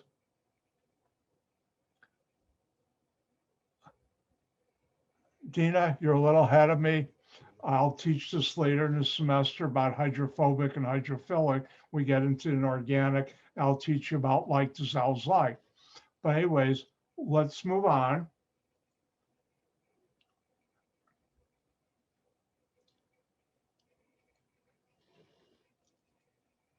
Now, homogeneous is the same throughout. Heterogeneous, hetero, two, is when the composition is not uniform throughout. Now, what would be an example? And you should know examples of a heterogeneous solution. How many of you have ever seen oil vinaigrette salad dressing? You can buy like Wishbone and other things like that. I like making my own. And there you'll see after you shake it up,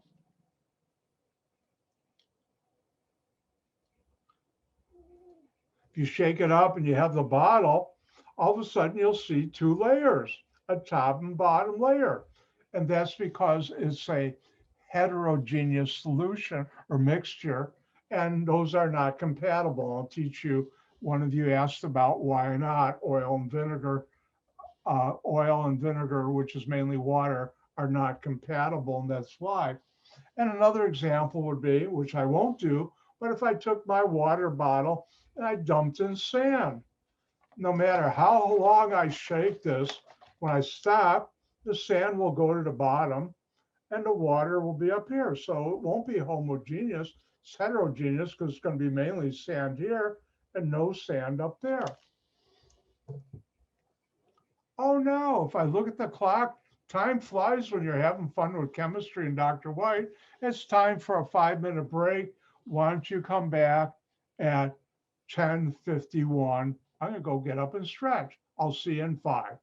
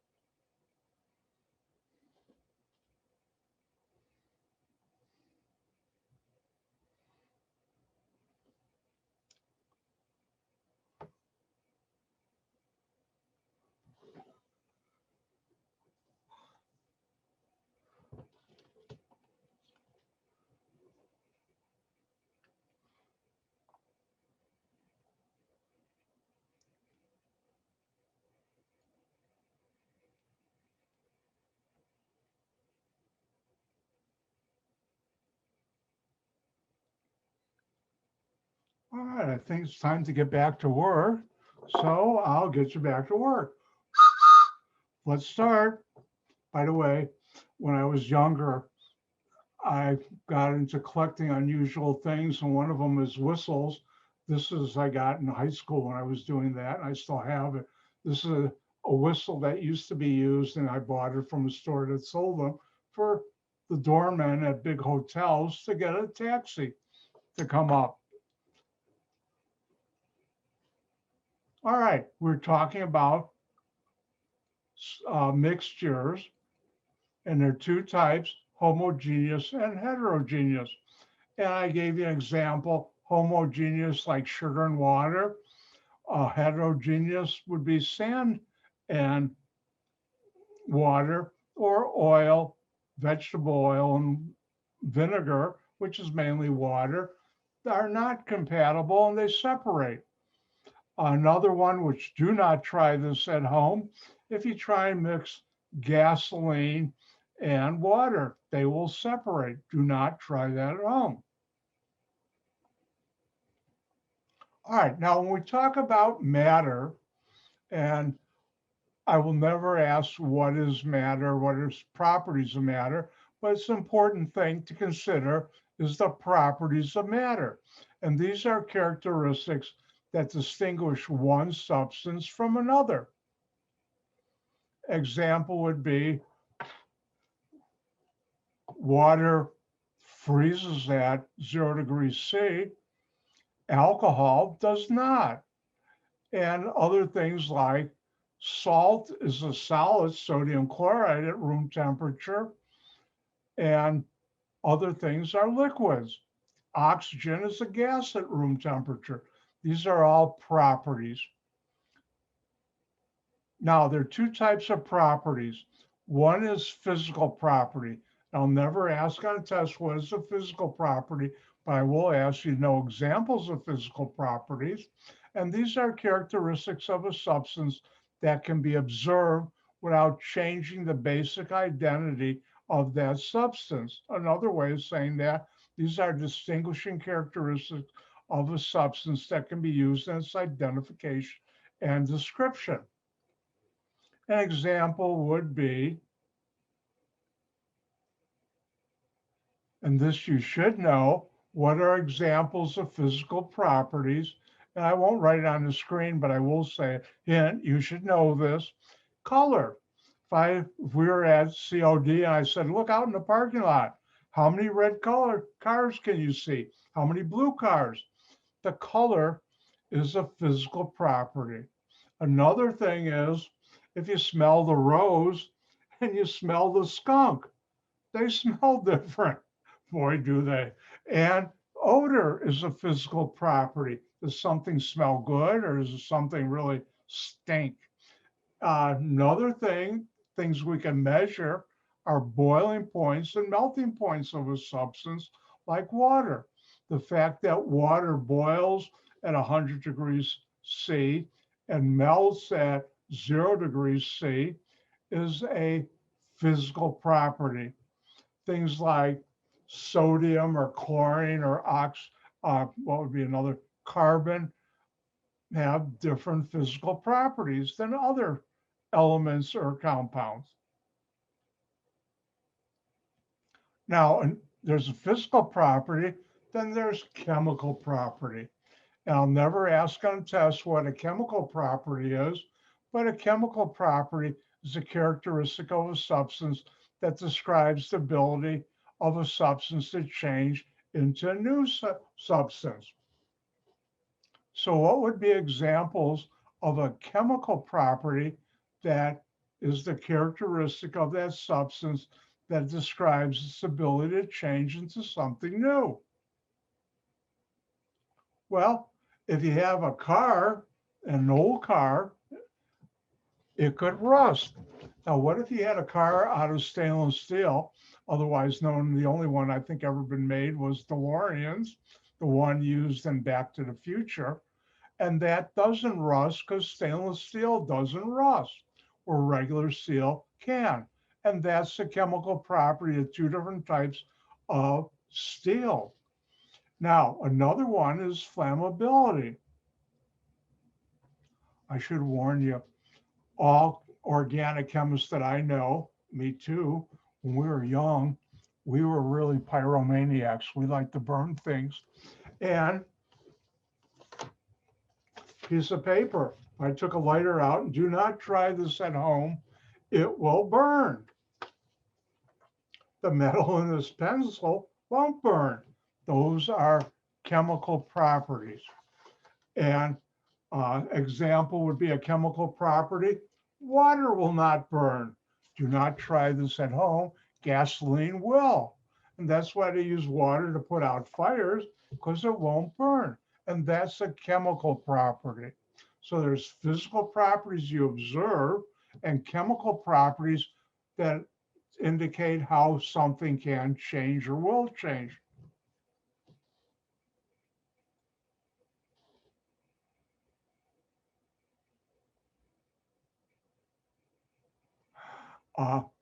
To one of you who just talked about buying mortars, and we did things much better than that. I'll tell you the story about some high school students slingshots in sodium in Lake Michigan later in the semester. Shh, don't tell anybody.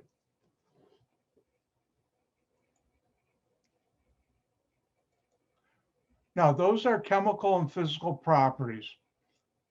Now, when you change matter, we have what's called a physical change, and we also have chemical changes. What is a physical change? Good question. Thank you. What's a chemical change? Well, let's find out. Now, I'll never ask on a test, what is a physical change?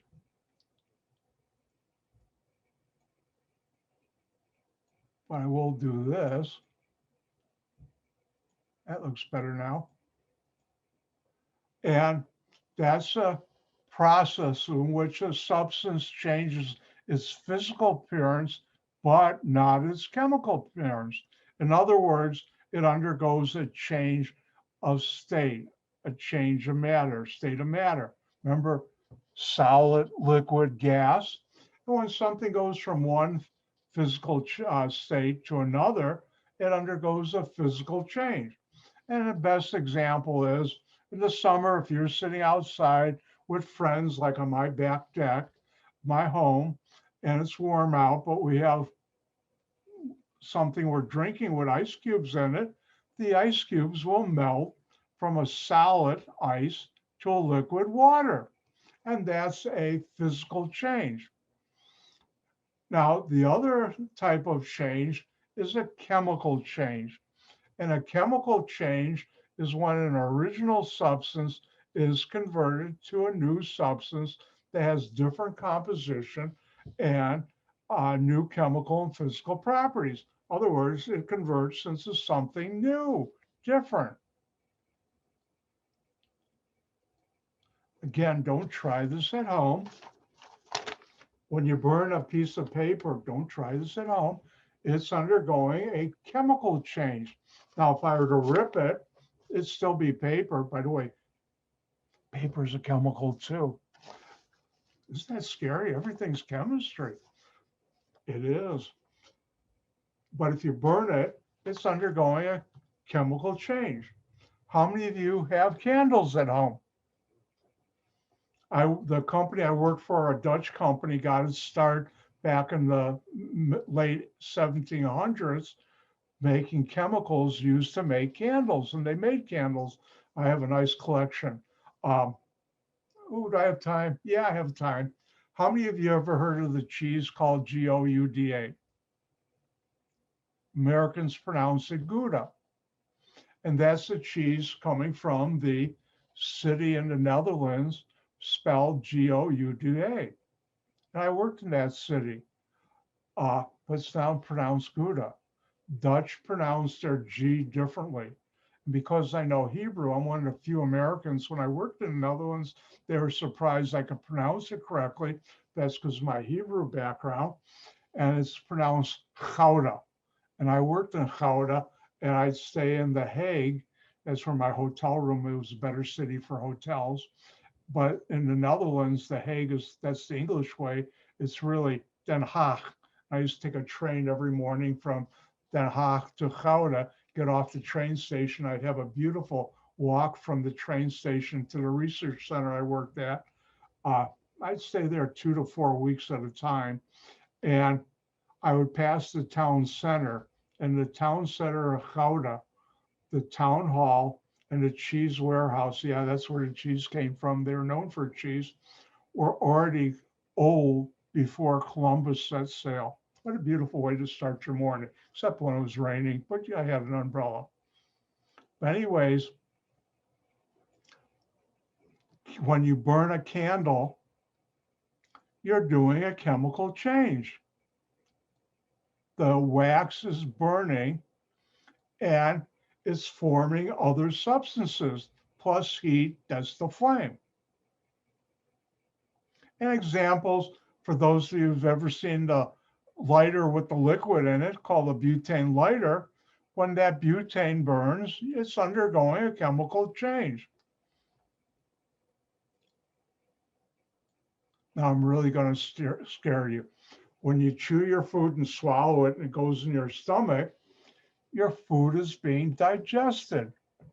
And when it does that, it's undergoing a chemical change. So when you eat food, there's chemistry going on in your body. Why is chemistry? It's getting scary. It's everywhere. It is. So that's chemical change, a physical change. Like I said, if I were to take this and put it in a freezer, goes from a liquid to solid, that would be a physical change. When you eat food, burn a candle, other things like that. Ooh, here's another one. I think all of you have been in a car and either you have or somebody has stepped on the gas pedal and more gasoline goes to the car engine, it goes faster. And know what's happening in the engine? A chemical change that's converting the gas to something else, to gasoline, and to other chemicals plus heat, and that's what drives your car.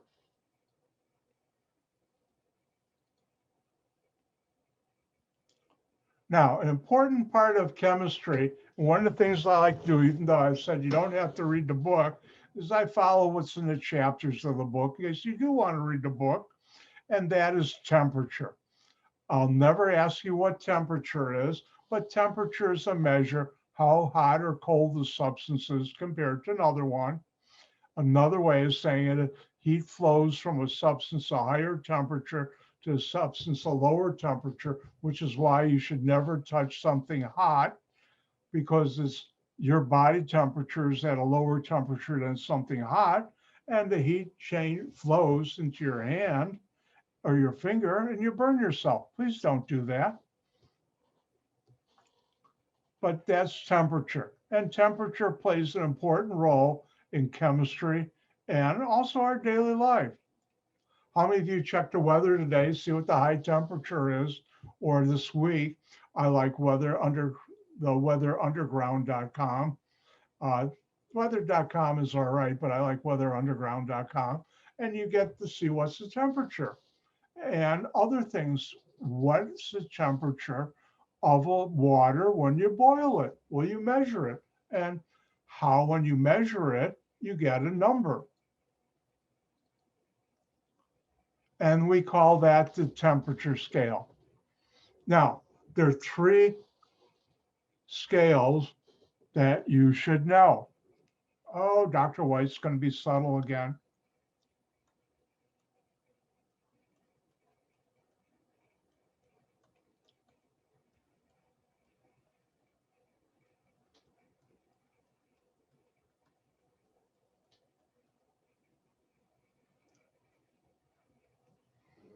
I see a question.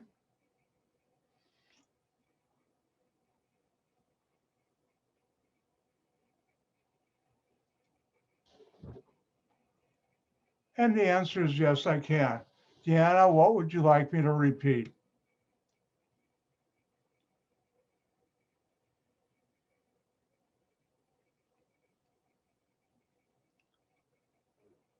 All right, I'll slow down.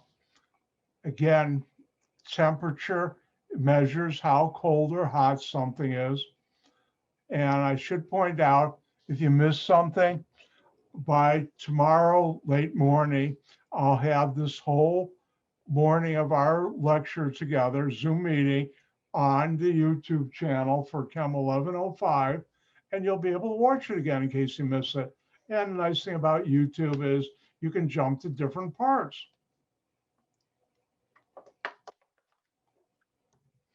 All right, now there are three main scales of temperature. The one used mainly in science, in chemistry, is Celsius. It's abbreviated by either degree C or the superscript little circle and the capital letter C. That's Celsius. Now, when I took chemistry, it used to be called centigrade, and once in a while that will pop out of my mouth. But I've been good the last year or two or three. I usually call it Celsius, but I still can say centigrade. Now, another temperature scale is Kelvin. And Kelvin is abbreviated by the letter K. And because it's an absolute scale, it's not called degrees Kelvin, it's just called Kelvin. Celsius is named after I believe, Dutch scientist, or not Dutch, Danish, who did a lot of work with that in temperature and came up with the original scale. By the way, I'll talk more about it another day, about the original scale. Kelvin is named after Lord Kelvin, and I can't remember his real name when he was knighted and he took on the name Lord Kelvin. And finally, Fahrenheit, which you're all familiar with here in the United States, is abbreviated by degree F, or the little superscript symbol and F, and that's Fahrenheit. And if you listen to the weather report here in the United States, you'll hear this morning they said the temperature was, I don't know, 78 or whatever degrees Fahrenheit. If you were in Europe, like if you were in Gouda or Amsterdam, or where would be another, Brussels, I've worked there too, they would tell you the temperature in Celsius. Because in the United States, we use what's called the English measurements, and I'll talk more about it tomorrow or the next day. And Europe, they use the metric system, which I'll teach you later on.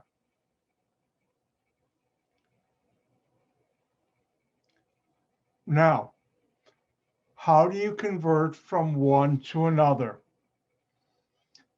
You use these formulas. Now, in the past, I had students memorize these. These will be given to you. How will they be given to you? On the last page or last two pages of any test or a final, I'll have them, just like you see on the screen there. But you do have to know how to use it. Now, not today, I won't get to, but in these formulas, 1.8 and 32 and 273 are what we call exact numbers, not to be used to determine significant figures, which I'll teach you about tomorrow or Wednesday. But let's look at the first one. This allows you to go from degrees C, Celsius, I almost said centigrade, to Fahrenheit. So let's look at how to use that.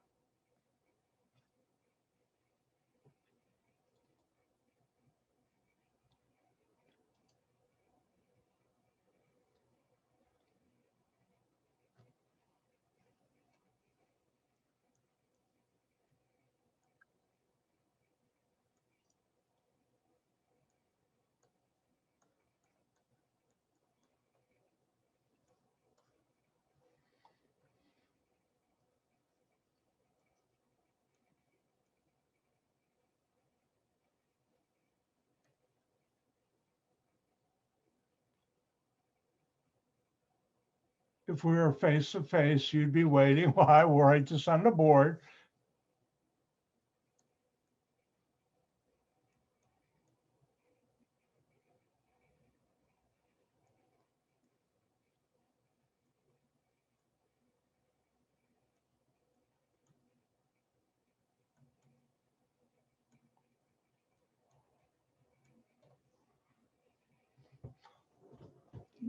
Let me change something.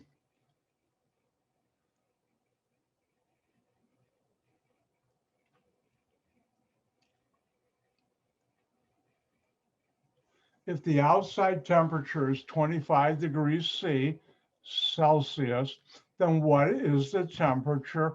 What is it, or what is the temperature in degrees F? Now, I'm going to be teaching a number of things this semester. And one of them is how to do problems like this. The first thing you should do is write down what are you being asked to find. And I don't know where I developed this, but I like putting a question mark and degrees F. Next, what are you given? You're given the temperature in degrees C. Now, what do you know? You will be given the following formula. Degrees F equals 1.8 times degrees C plus 32. This will be an important information, but you got to know how to use it. And now I say, well, I've got degrees C here. So I'll put 1.8 times 25 degrees C plus 32. Now, common mistake students make is sometimes they'll add the 32 first to the 25. No, you do the multiplication, then you add the 32. Now, this you do on your calculator, and Dr. White has a calculator he'll use given to me by Bill Gates. Now, I don't really know Bill Gates. It's called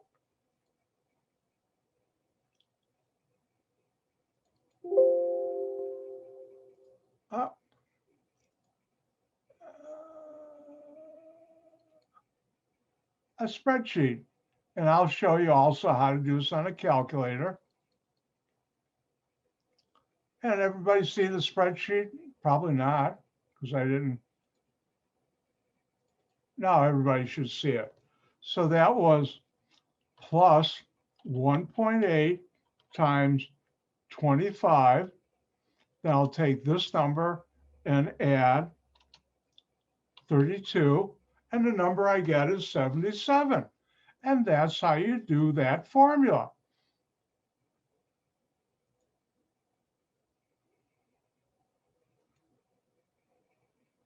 And the end, somebody asked, is this on a test? And let me show you something.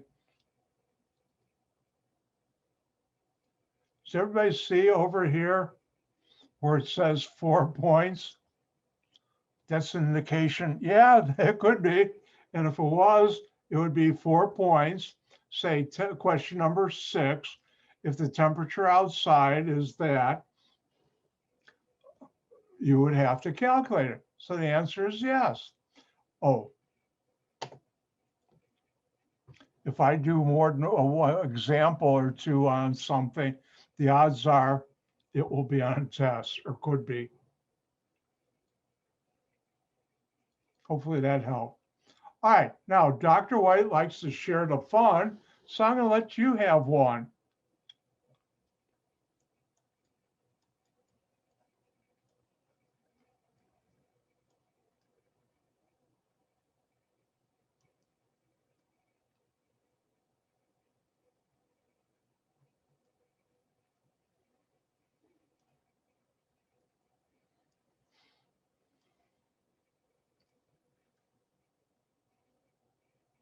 I think my first grade teacher would be very happy seeing my penmanship is somewhat readable.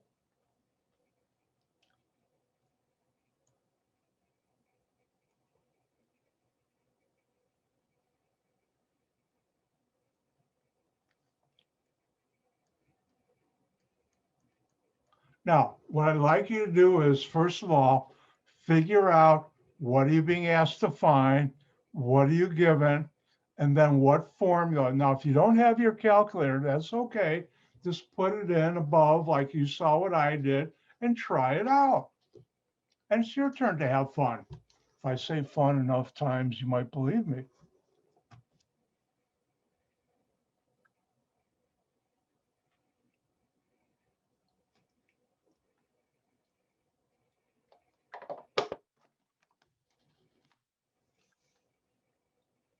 Now, one of the things I like to do is give everybody enough time to do the problem. And what I say, if we're in a room face to face, I could look at the class and see when everybody's done. And I'd also say, when you're done, look up and smile. But since a lot of you don't have your web camera on, when you're done, give me a thumbs up. I'm not asking you to calculate, just set it up.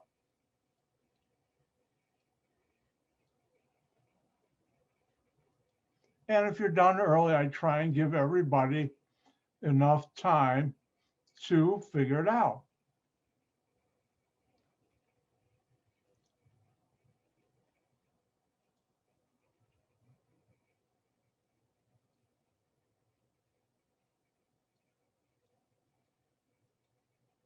I think everybody's done, so let's go ahead and do this. And the first thing, you read the problem, what are you being asked to find? Degrees F.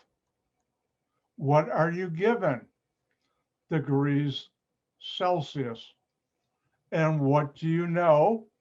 In the past, you would have to, I see a question. Hold on one sec. Thank you.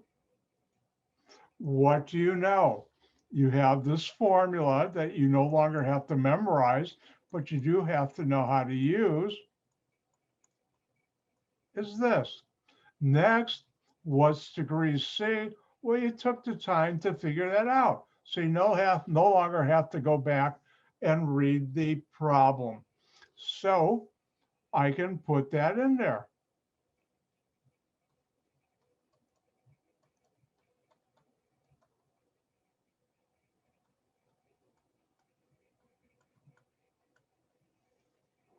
And now it's time to go to our calculator.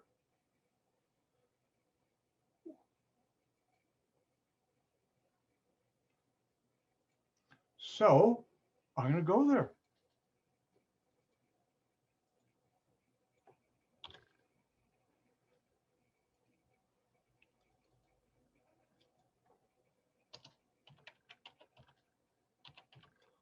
Multiply it by 1.8. Then I'm going to add 32. Oops.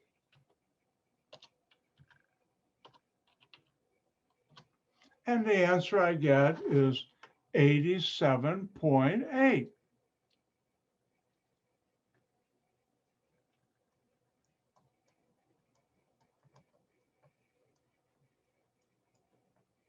And that's how you do it.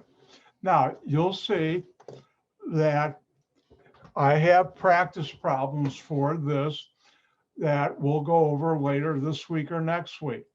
And this allows you to do it on your own at home. And like I said, about riding the bicycle, watching me do it is not that hard. When you're alone, it may be a little more difficult, and that's the place to practice. Now, let's do another one. If we go back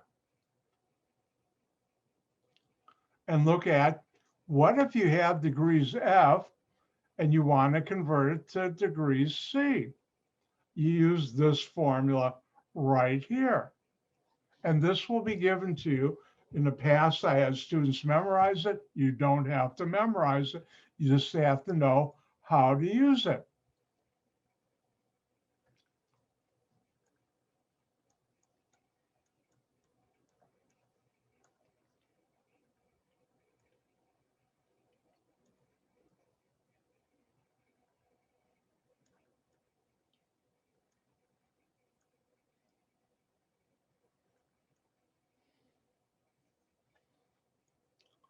Let me redo this.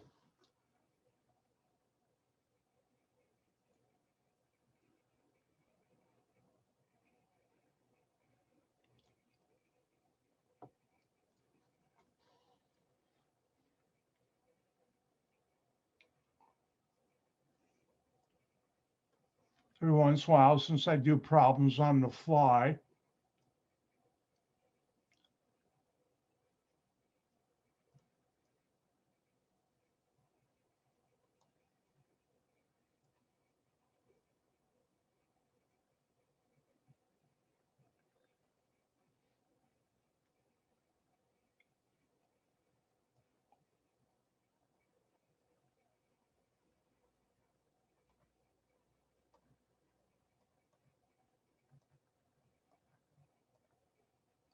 And let's look at the following. If the outside temperature is 84 degrees C, then what is it? That doesn't make sense.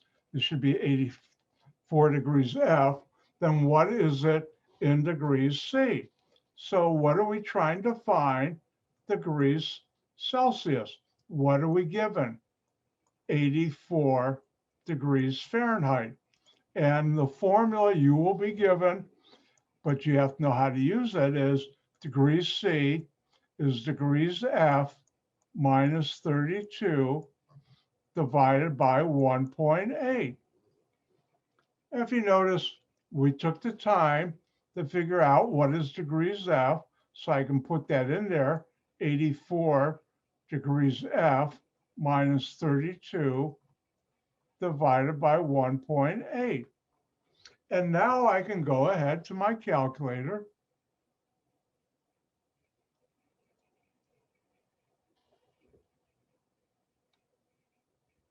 I'll try and print them. How many questions on the test matters on which test. All right. First of all, everybody take a deep breath. Let it out. Take a deep breath. Let it out. You all relaxed.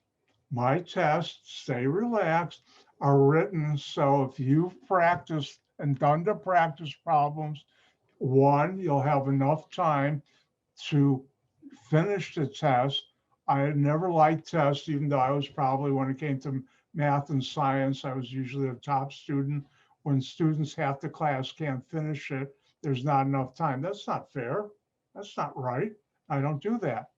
If we were face to face in this class and like test one, you'd have 50 minutes. I'll give you an hour, don't tell anybody, but that's just how it is because next class is coming in. Most of my students on my test are done in 35, 40 minutes.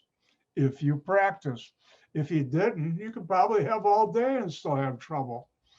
So my tests are written so if you practice, you will do well. And that's just what we'll do. All right, let's go back. So we have this. I'm going to go to my calculator.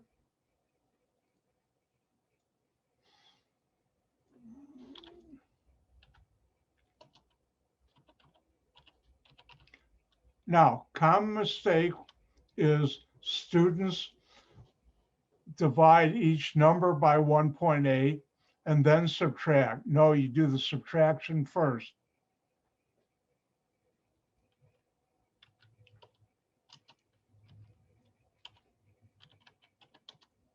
Now here I have a number, and I'll teach you later on about rounding off. Let's call this 28.9.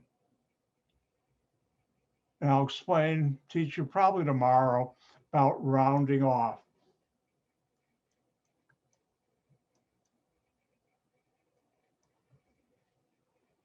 And I see a question. You're welcome. And that's how you do it.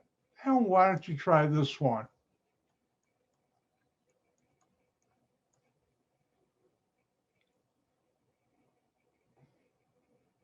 No, I don't have enough room. I'll rewrite the formula.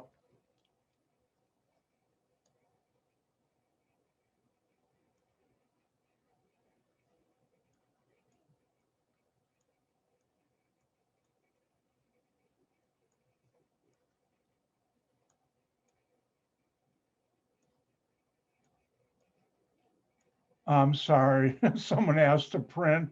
I write.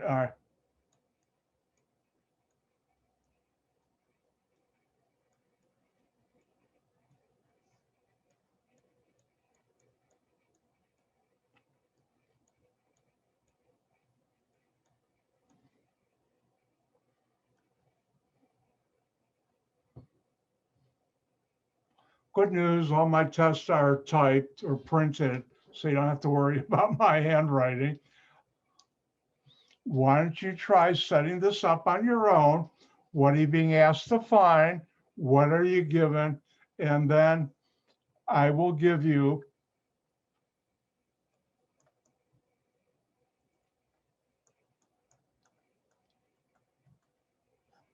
this formula at the end of test number 1. And it's your turn to have some fun.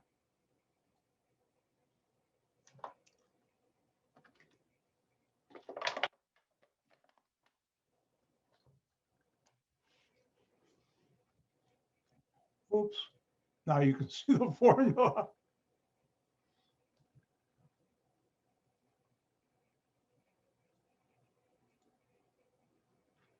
And when you're done, give me a thumbs up.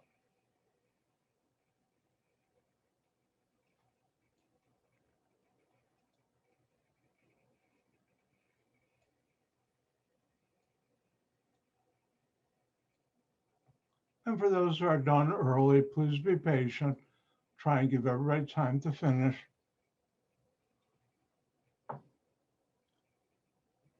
One of your colleagues just asked, outside of tests and labs, are we going to have assigned homework to turn in through Blackboard? And the answer is no. No quizzes, no homework. That's 351.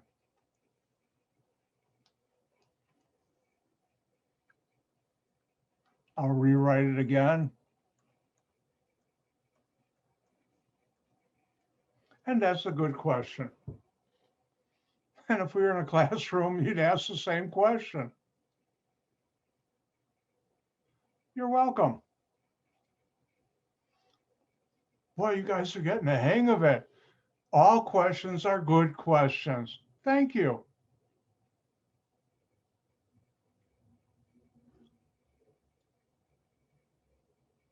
And I think everybody's done, so I better get to work. But first, let me check here. All right, somebody's ahead of me, but all right, let's look at this. What are you being asked to find? Degrees C. What are you given? The temperature in Fahrenheit.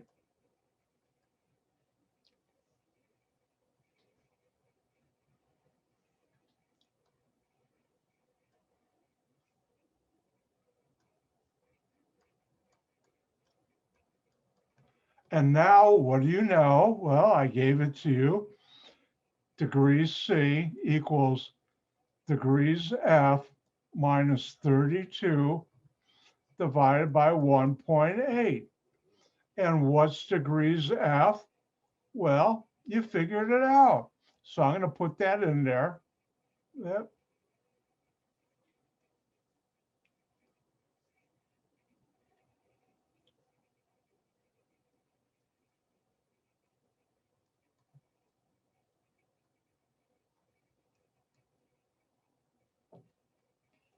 And now I'm going to go to my calculator.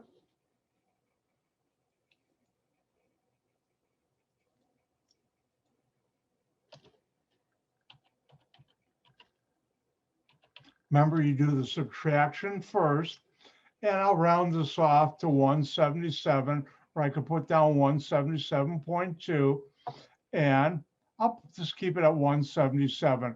I'll teach you about what's called significant figures the next day or two to understand why I did it that way. So that would be 177 degrees C. Now, one thing I should point out, I write my 7 like this, the European or German way. When I was in high school, I had a great German teacher, Herr Brink, Herr means Mr., who actually came from Germany. And Herr Brink would write his 7 like that. And in high school then, I think it was my sophomore year in high school when I took the first German class, and I thought that was the coolest thing in the world. And ever since then, I've done that because I still think it's cool. I try and be a cool dude when I can. And that's how you use that formula.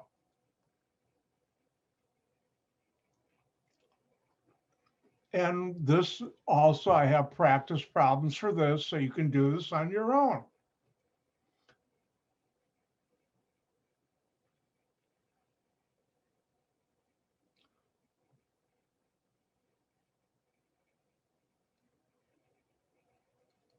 Now the last one is Kelvin. And Kelvin, the formula is degrees C plus 273 equals Kelvin. Kelvin is not called degrees because it's an absolute scale. So let's look at an example. And something like this, I could 3 or 4 points.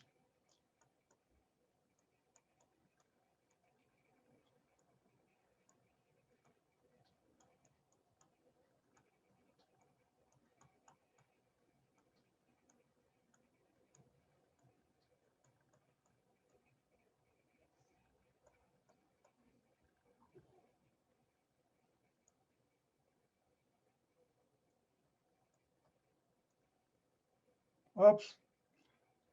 So used to writing on this tablet.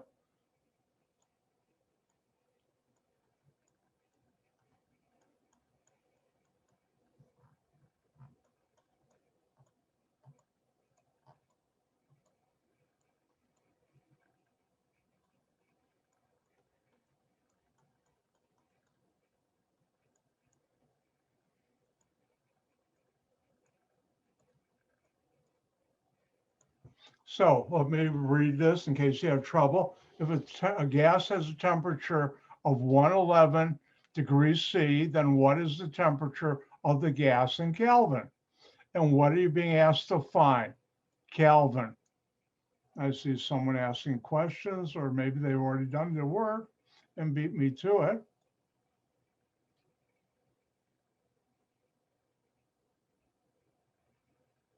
All right, one of your colleagues asked, if you're in degrees F and you have to go to Kelvin, do you have to go to Celsius first? And the answer is yes, but guess what? I know some instructors put that kind of question on a test. I have never in my career ever had to do that, never. Therefore, on a test, I'll never ask you to go from degrees F to Kelvin. I will ask you to go from degrees F to Celsius, Celsius degrees F, and Kelvin to degrees C, and actually mainly degrees C, Celsius to Kelvin, but never from Fahrenheit to Kelvin.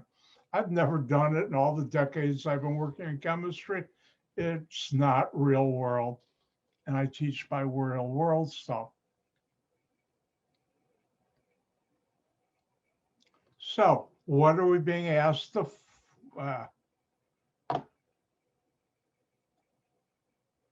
every once in a while I forget to put the right thing on.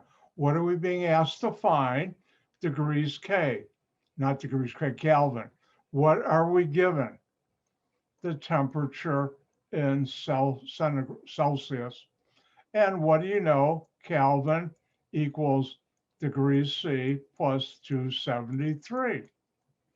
And now put in 111 plus 273.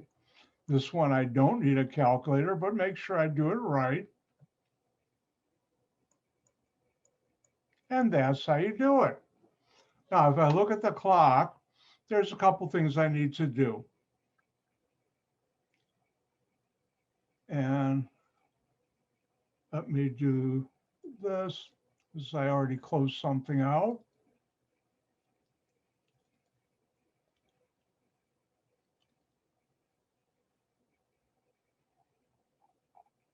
That's not what I want.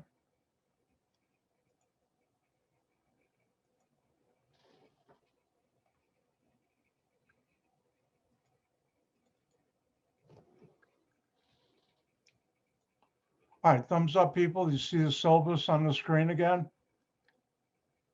Nope. Now do you see it? Thank you. All right, I just realized something I forgot to talk about. If you go to the very last page, you'll see the student agreement or signature agreement. And before I consider you a member of this class, you need to fill this out, not the form on this page, but the form in the assignment area, and fill it out print your name, and let me pull up the actual form that you can find in the assignment area.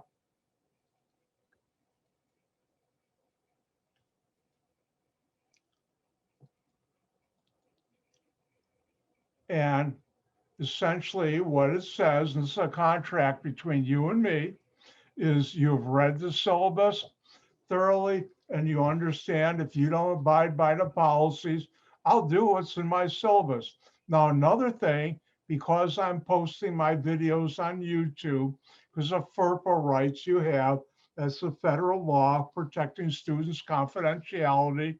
I ask you in this that you understand that I'll be videotaping, which I am recording this lecture, and I'll be posting it on YouTube. Therefore, you waive your rights to allow me to post it because your name, voice, or image might appear in those videos. I usually cut out stuff in the beginning and end when students ask questions, but you need to have this sign filled out. If you don't have a printer, print this out on a piece of paper and upload it to the assignment area before the first test. Because if you don't do it, I won't let you, you'll get a 0 for the first test. So please do that in the next couple of days. And if I look at the clock, because normally if we're face to face on this long of a period, we take 2 10-minute breaks. Since we didn't, we only took 5-minute breaks. I'm going to let you out 10 minutes early. Now, when I was young, probably one of the finest people, finest woman I've ever met in my life was my mother's mother, that grandmother, Grandma Greenman, Bessie Greenman. What a wonderful person she was. And whenever I'd leave when I was young, she spoke Yiddish. She'd always say to us, "Gehen gesund," which is Yiddish for go in health, gain, go, gesund, health, be healthy. And I started with the pandemic about a year or more ago, ending every one of our meetings the same way. And I'll say to you, gang gesund, I'll see you tomorrow at 9. And I'll take something from the Beverly Hillbillies TV show that Granny did. If you don't, look on YouTube. Goodbye. I'm done. Gang gesund. I'll see you tomorrow. Bye now. I'm done.